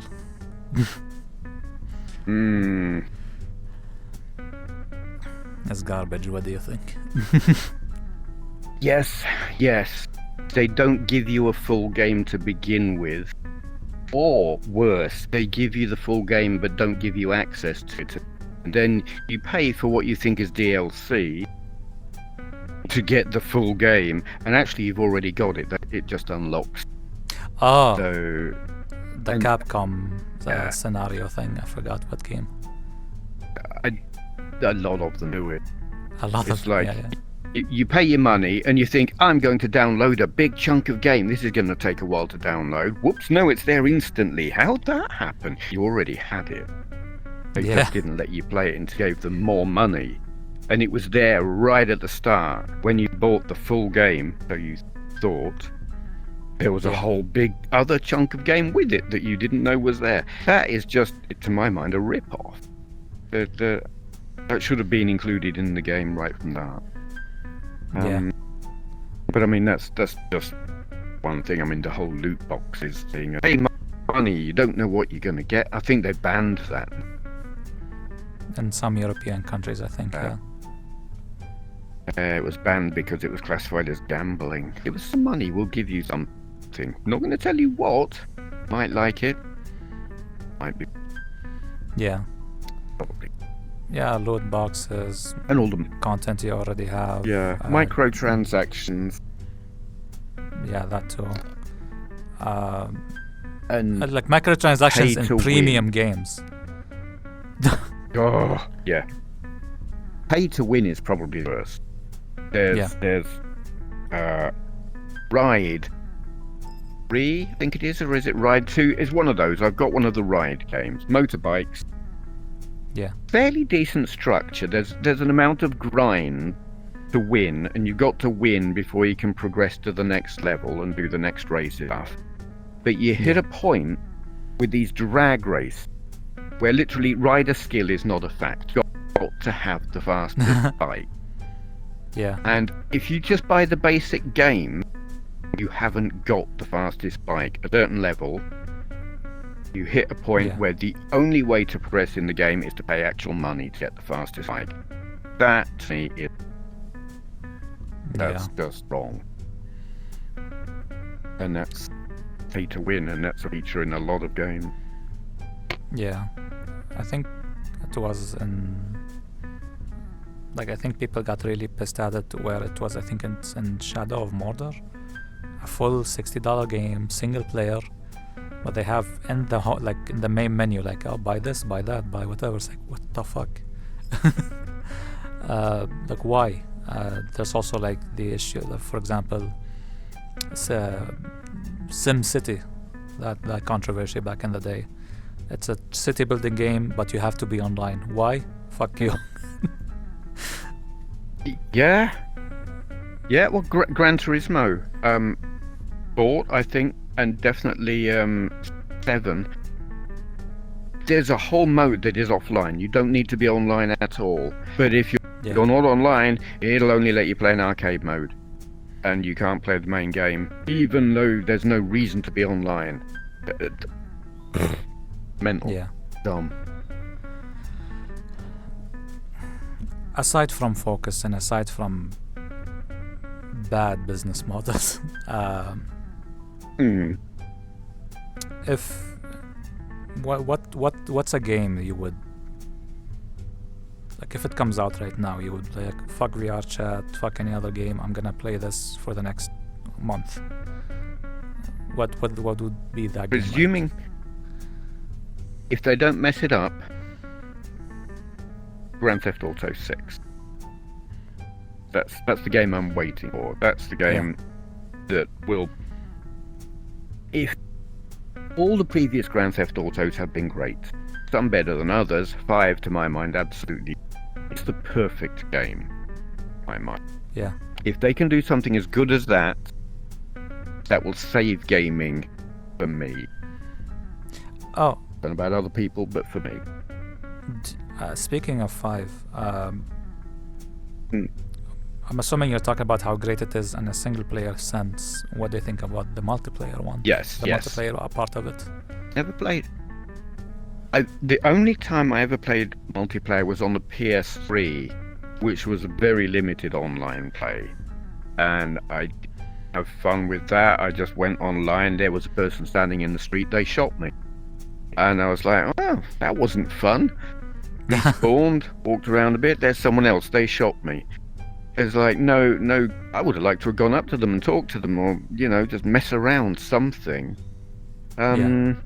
If there was an objective, I didn't find out what it was, because as soon as I saw anyone, they shot me.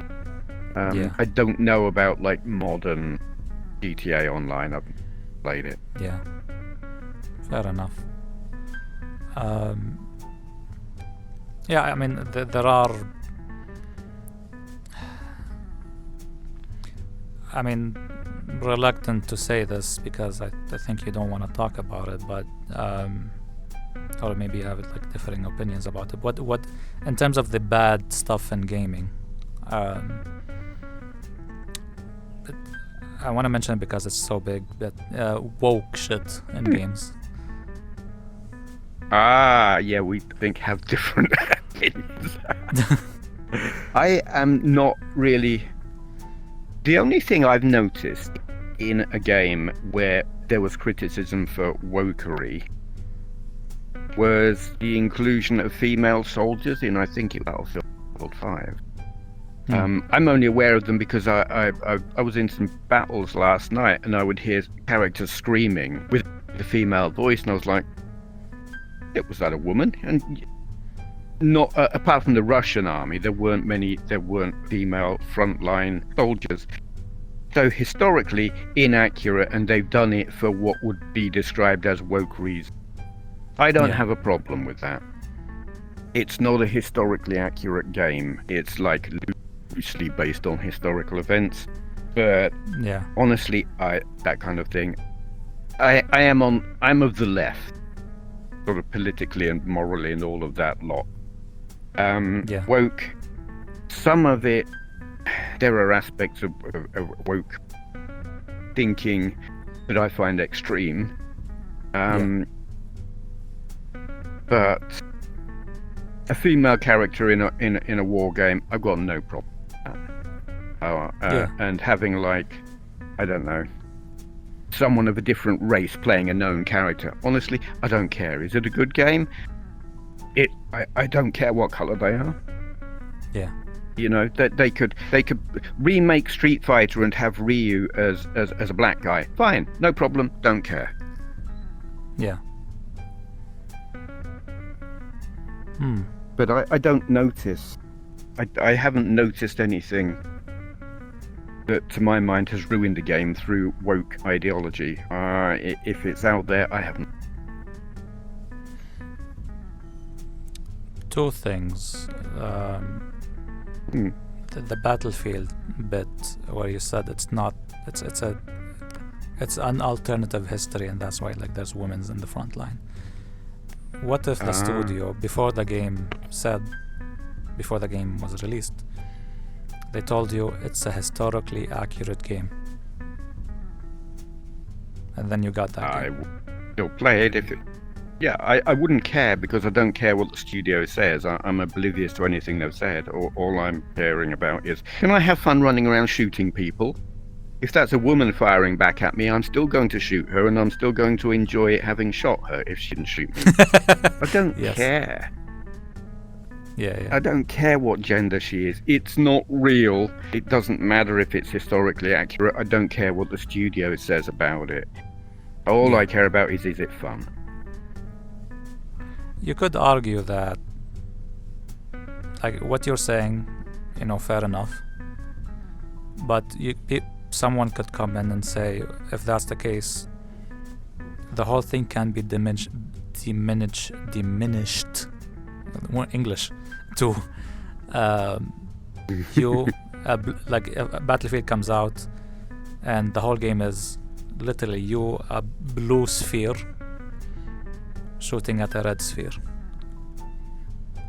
The argument being here is, if the gameplay is, you might say if the gameplay is good and the multiplayer is balanced and all of that stuff, then you will have a great time. No, But then you'd be playing Faceball, but no. That you need realistic graphics. Yeah. That doesn't work. That doesn't work as an analogy. No, the analogy here, or the point being, is the immersion, basically, part of it. So like someone is immersed in the game because of the visuals and nice and like how realistic it looks, and part of that immersion is it believable? That's the argument here, and the believability is somewhat chipped away because of some outside force, and that force being, at least in this scenario, is politics or woke stuff. In Battlefield, that opponent being female, in my mind, there wouldn't have been a female on that battlefield. That doesn't in any way break the immersion of that game. There's a person standing there in front of me pointing a gun at me. If I don't shoot them, they're going to shoot me. Don't see a problem. Their gender doesn't matter. The immersion isn't broken. You're not sitting there. You're not playing the game for the history, playing it for the historical accuracy. You're playing it for the fun. And the immersion isn't broken by the gender of the person facing. It's not. I doubt that. I guess the argue is the expectation is cracked because of what they did, let's say. I don't believe it. I doubt that 99% of the people who are playing Battlefield are even aware of the history of any of these battles, and probably aren't aware of whether there were women fighting on those forces or not. Do they know that the Russians had probably nearly as many women fighting as there were men? They used women, they used female fighters all the time. There were loads of them. Half their best snipers were women. Who knows that? Not half, 3/4, 99%, whatever, of the people who are playing that game don't know the history and don't. Yeah. I think the people who are complaining about there being a female soldier are just being petty, honest. Fair point. That's one game. Let me provide you a different game. Let's say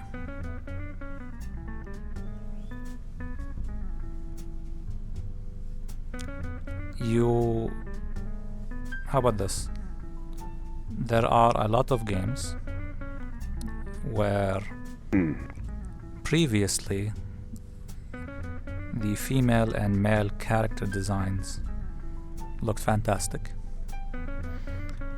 Now, currently, like sequels or like from the same studio, different games, they've created these games, and the quality or the visual appeal of these characters have been downgraded or reversed. And what I mean by that is they don't look as they're no longer over-sexualized.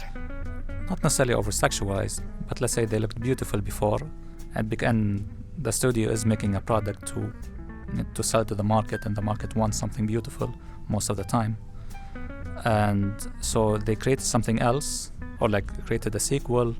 They de-beautified the character, and they even either emasculated them or effeminated them.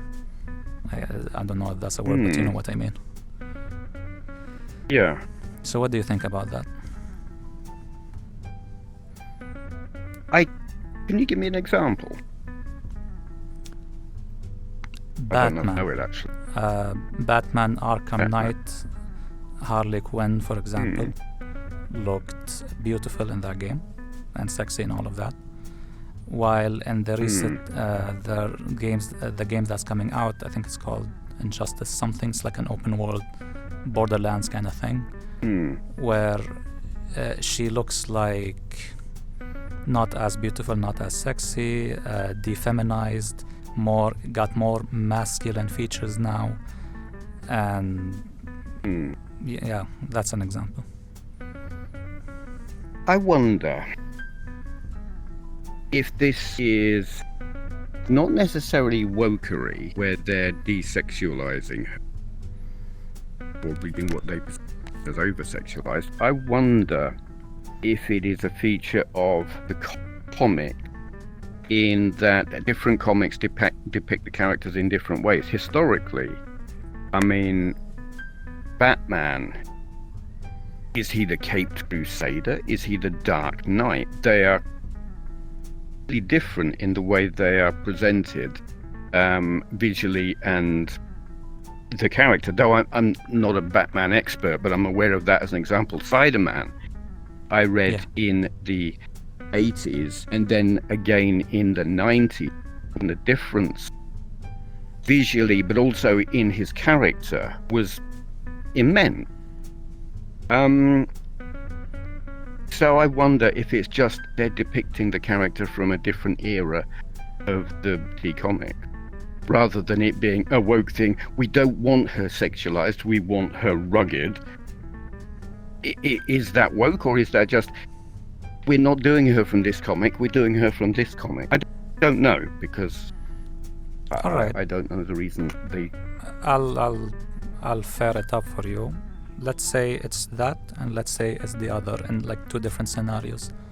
So if it's depicting a different comic, and that's why she looks that way, versus, or not versus, but in the other scenario, she looks like that because of an ideological reason. So what's your reaction to both of these? If it's that they're representing a different comic and a different comic style, cool, fine, why not? But yeah, is it an ideological thing? Okay, I actually don't have a problem with that if it's ideological. There's a character, cartoon comic book character that I used to really, really like, called Spider-Woman. Now, there have been lots of Spider-Woman. This one, I think her name was Jessica Drew. She's the one who, red and yellow suit, skin tight, and the art on her was extremely sexual. Yeah. She's wearing skin tight stuff, massive boobs, waist probably narrower than my wrist, and she would be posed in these positions that basically she looked like she was bending over waiting for someone to give it to her. And I would be like, and this is aimed at 14-year-old boys. This doesn't right to me, and I think they are horny. Not unreasonable. That's true, yes. But it was basically comic book porn, you know. Yes. It was a way of selling sexualized imagery to teens when, you know, they couldn't go and buy the whatever magazine off the top shelf. But for someone to say, look, this is a bit not quite right, really, can you tone it down a bit? I'm fine with that. Even as a 14-year-old, when I was seeing these, I was thinking, that is a bit blatant. That's like, you know, she's an action superhero. What the hell? But you added context here of aimed at children. Let's say it had the circle thing 18 plus. How would your perspective change?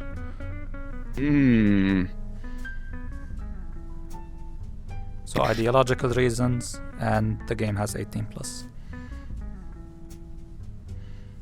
I think I'm still gonna not have a problem with it, because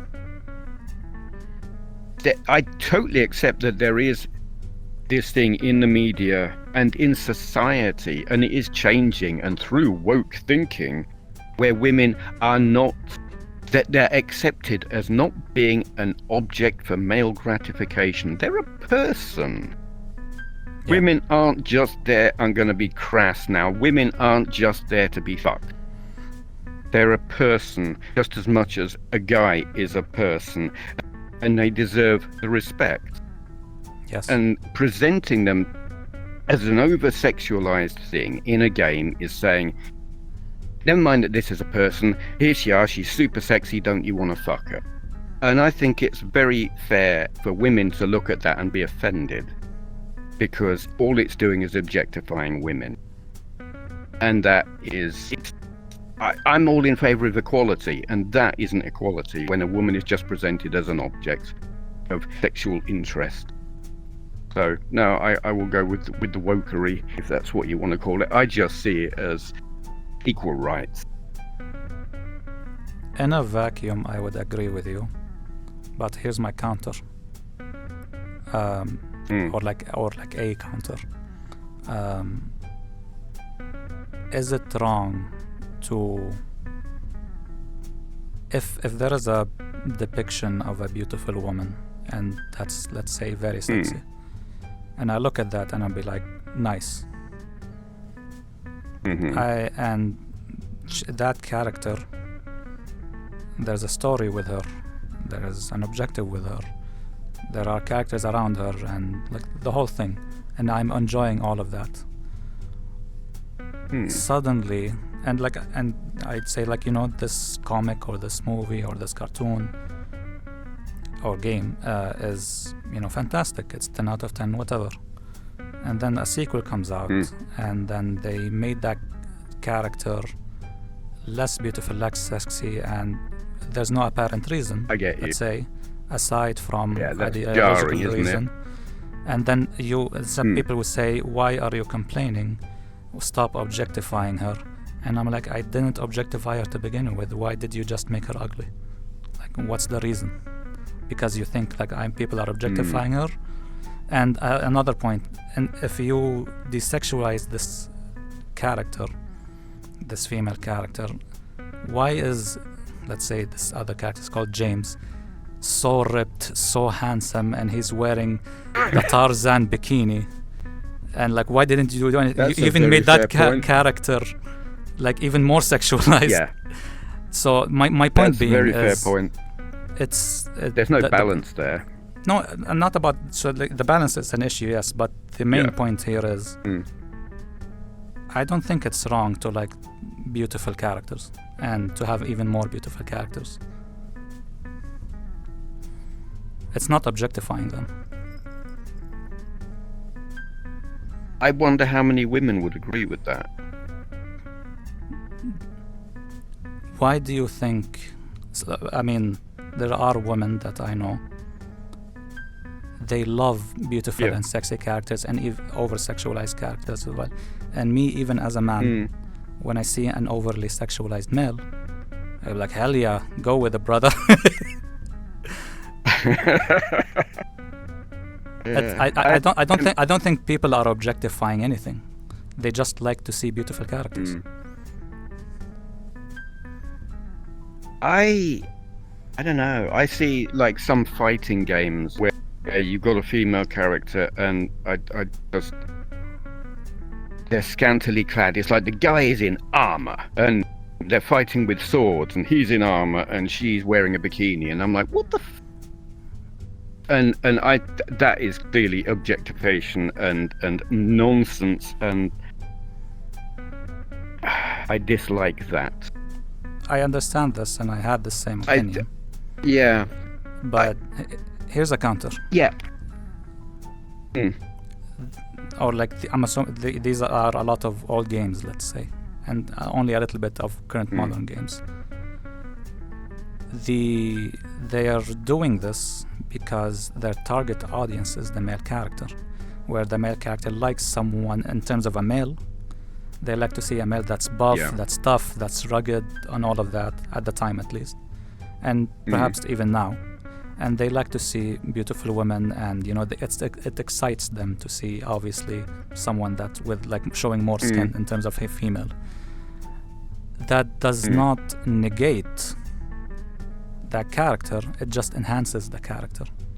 So it's not necessarily objectifying the character, even if they are ridiculously thick, like unrealistically thick, or wearing unrealistic armor, where like armor that covers their nipples only. It is stupid, it is funny, it is whatever, but they are not doing it in a way where it's an objectification sense, I'd imagine. They're doing it in a way where, because that's what the market wants, and in terms of the market perspective, they're not seeing it in an objectifying way. They're seeing it as either A, funny because of how ridiculous it is, or B, it excites them and they like seeing beautiful stuff. So,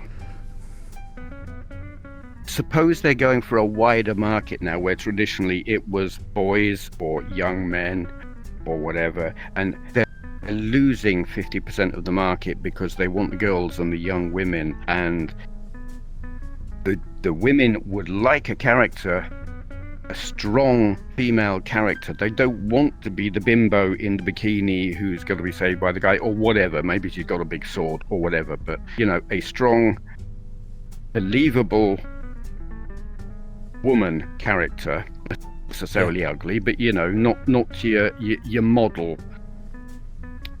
And in all the games where you've got the very sexualized female character, they're not going to identify with that, or a lot of them aren't. So if the studio wants to get that part of the market, they've got to give them a character that they can identify with. And I guess that's what they're trying to do. Whether or not they're succeeding, I don't know. But I would guess that's what they're doing. It's not necessarily wokery, it's trying to cater and expand the market. So less political, more economic. I don't have a problem with that. Fair point. From what I'm saying, a lot of the games that have shifted their design, their visual design, from, let's say, the old market to the supposed new market, and they are trying to cater to the, I guess you would say, the wider audience.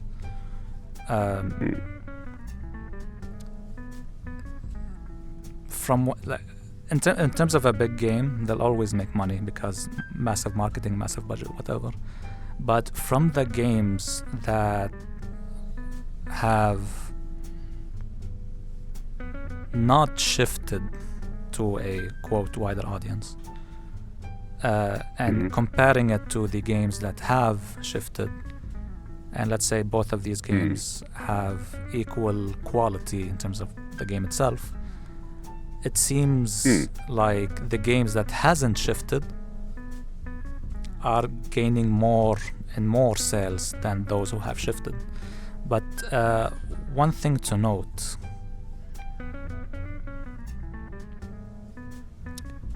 when we're talking about the female audience wanting something more realistic or more believable or whatever, I would like to present an example. Bayonetta. That game has been created by a female director, and a lot of males and females love her, even though she's extremely over-sexualized, let's say. So that's my, let's say, comeback to you. How would you explain Bayonetta? And that game is very successful,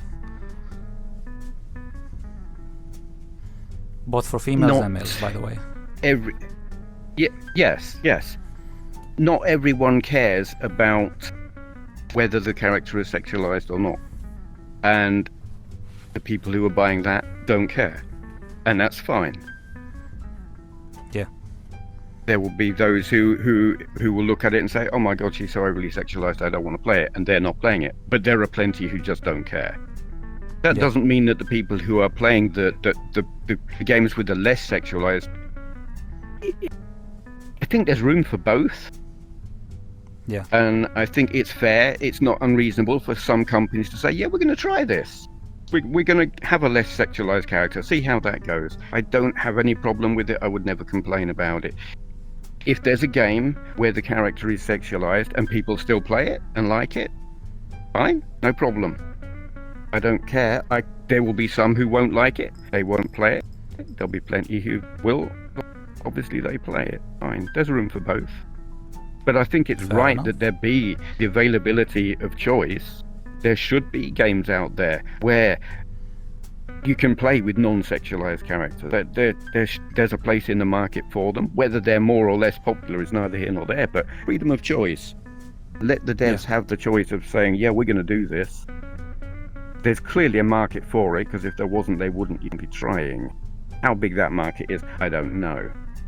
But I don't have a problem with it. Fair enough. If so, I guess there wouldn't be. I guess here's like another question in terms of getting your opinion on it. If someone doesn't buy a game because the character looks ugly, or there is text that they think is modern politics, or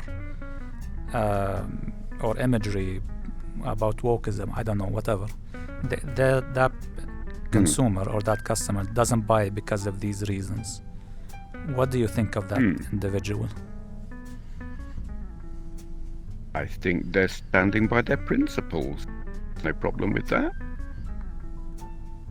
It's their choice.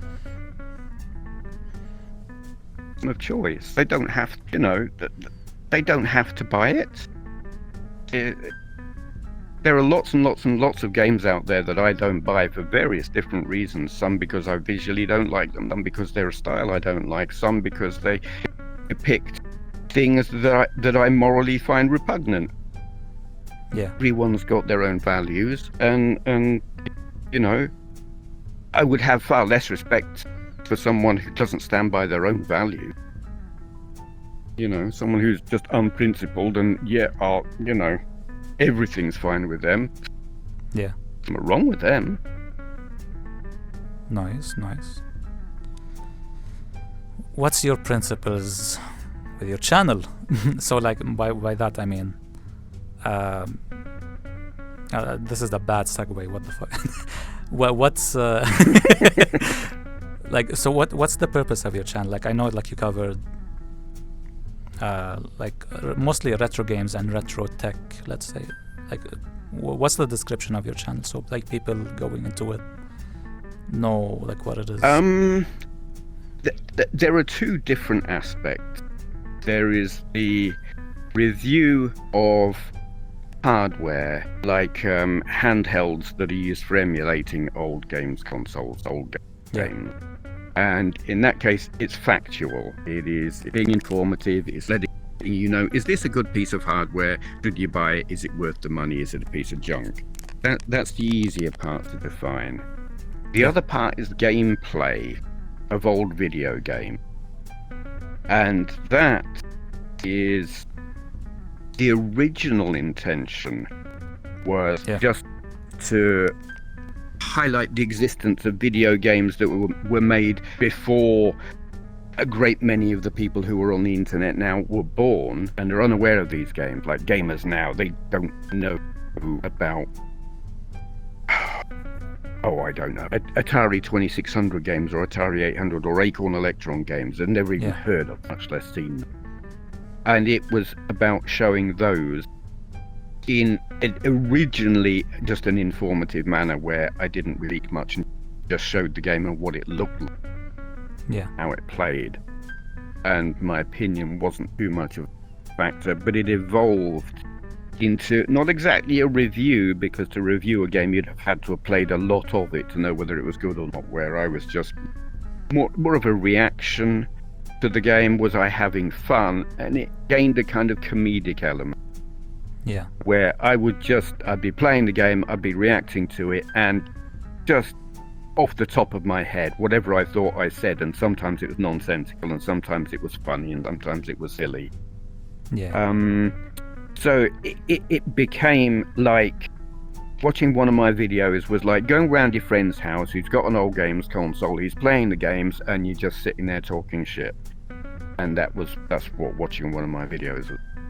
It's none of your TV presenter kind of aesthetic or production values or anything that you've got on YouTube today. It's all very high production values. Literally, YouTube now is like watching TV. Mine, it's like going around your friend's place and having a laugh. Yeah. Okay. That's how it was. I'm curious about one thing, since you're like, you mentioned you're like in the bubble of retiring that channel. And since you're like kind of phased out of gaming because of what we discussed, like it's degrading. And you're now a lot like into VRChat and hopefully maybe, you know, better VR games in the future. So where are you? What's your path now in terms of either just is it just VRChat?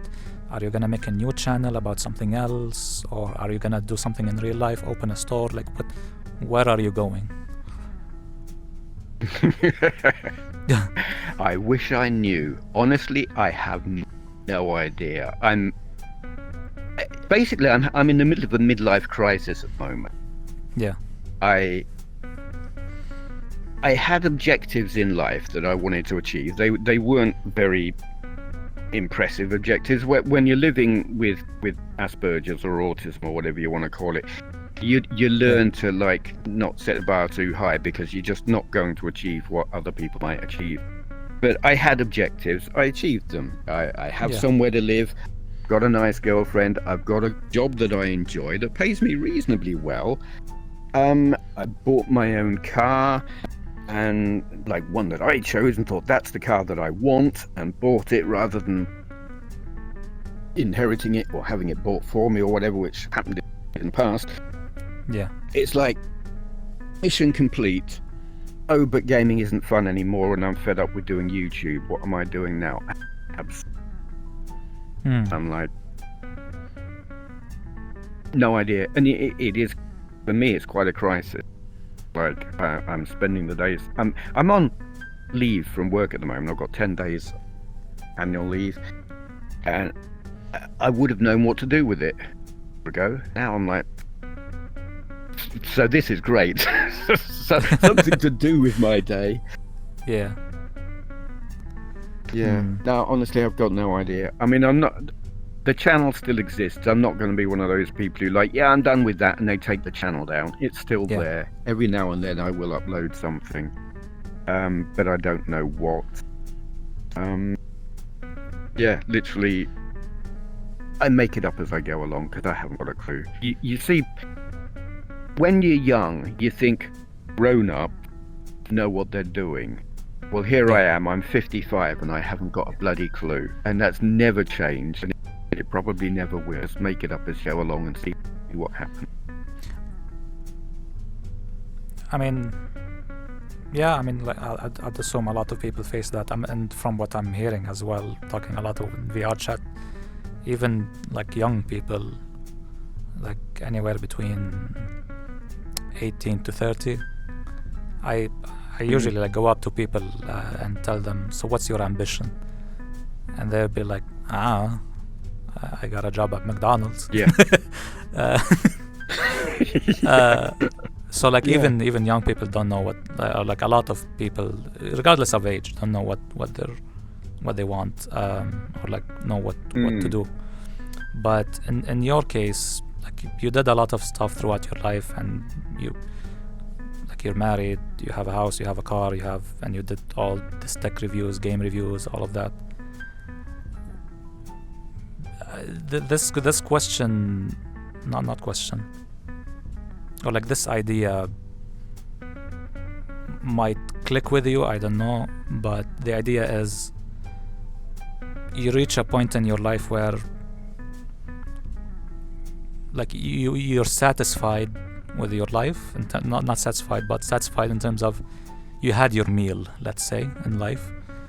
And that's why I think people have kids at that point, so that they can experience or like get another meal, but through that child. Yes, vicariously. Yes. I have no kids, and this is part of my crisis.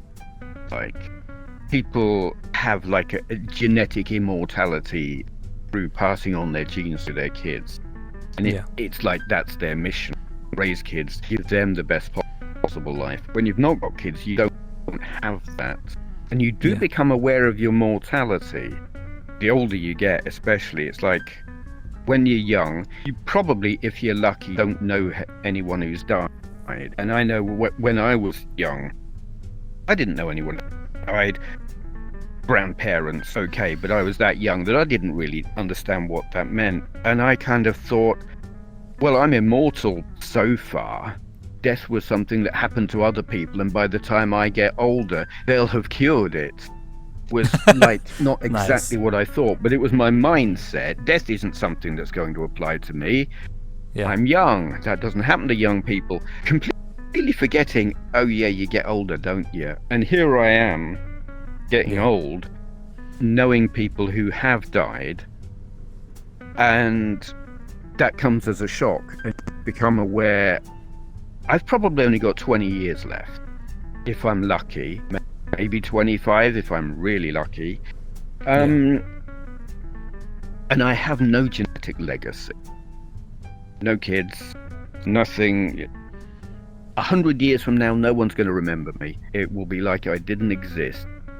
Yeah. Unless someone archives YouTube and it's still available, you know. And it feeds into this crisis because there's this urge to do something creative that counts, that has an effect that people will remember.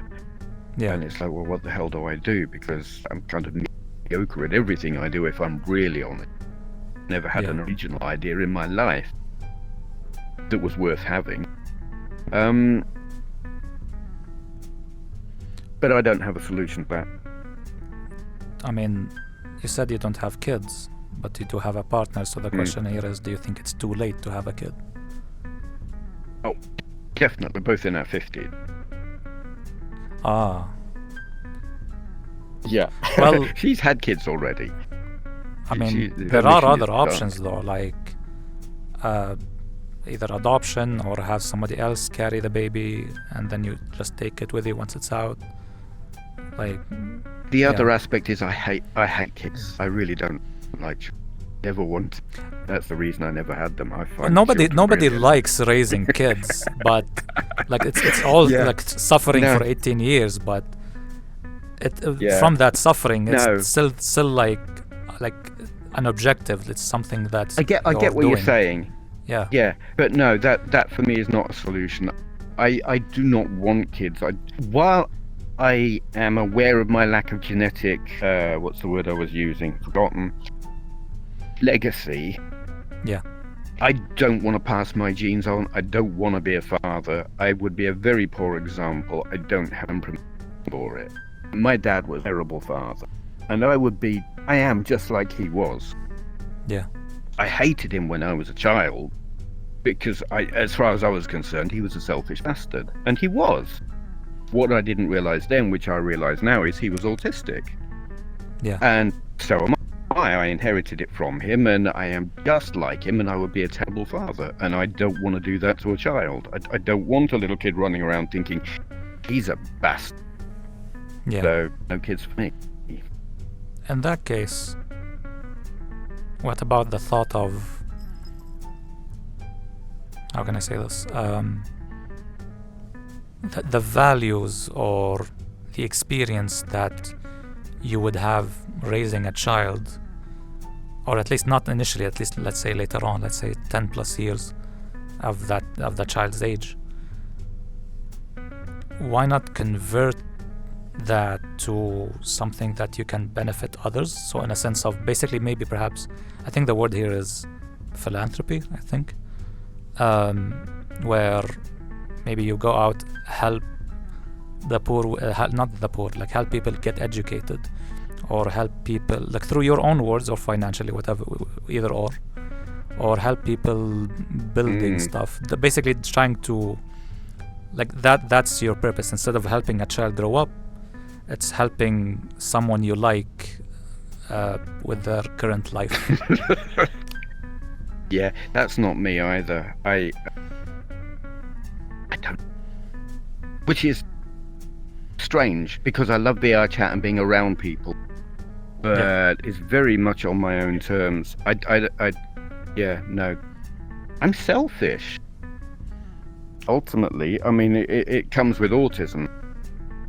The whole thing is, if you're autistic, you are at the center of your own universe, and everything you do is on your own terms. and it's why I drift through people. Really, I think they get sick of me when they realise what a selfish bastard I am, and I have no problem being open and admitting that. So, making helping other people my mission, nah. I don't like other people. I don't want to help them.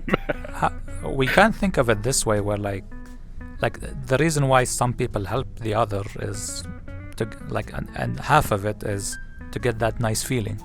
So that's the selfish part. I understand that. Yeah. Why not I think get of it that way?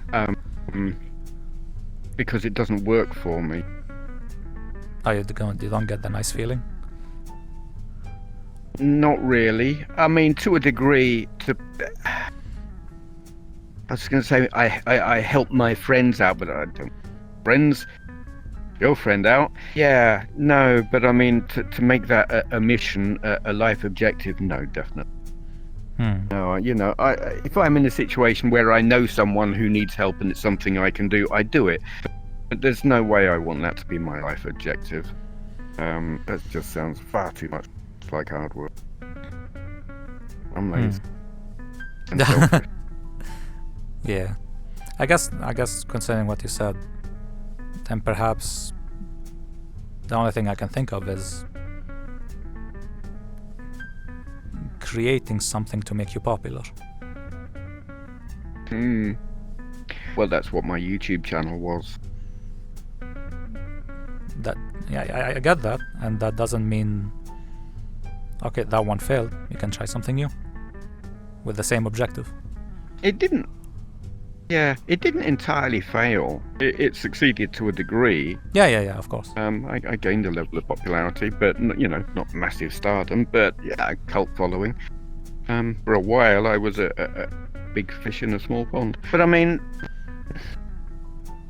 I'm kind of liking the degree of anonymity since I stopped doing that, or the lack of. There was pressure. There was definitely pressure, though largely I put it on myself. Some was from audience, but I'm liking the lack of pressure, be it from audience or from myself, that got to make a video today. That really got. Yeah.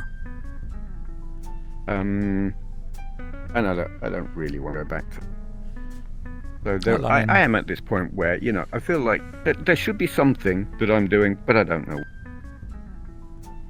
Hopefully someone listening to this can figure it out. It'll send you a message. No. No.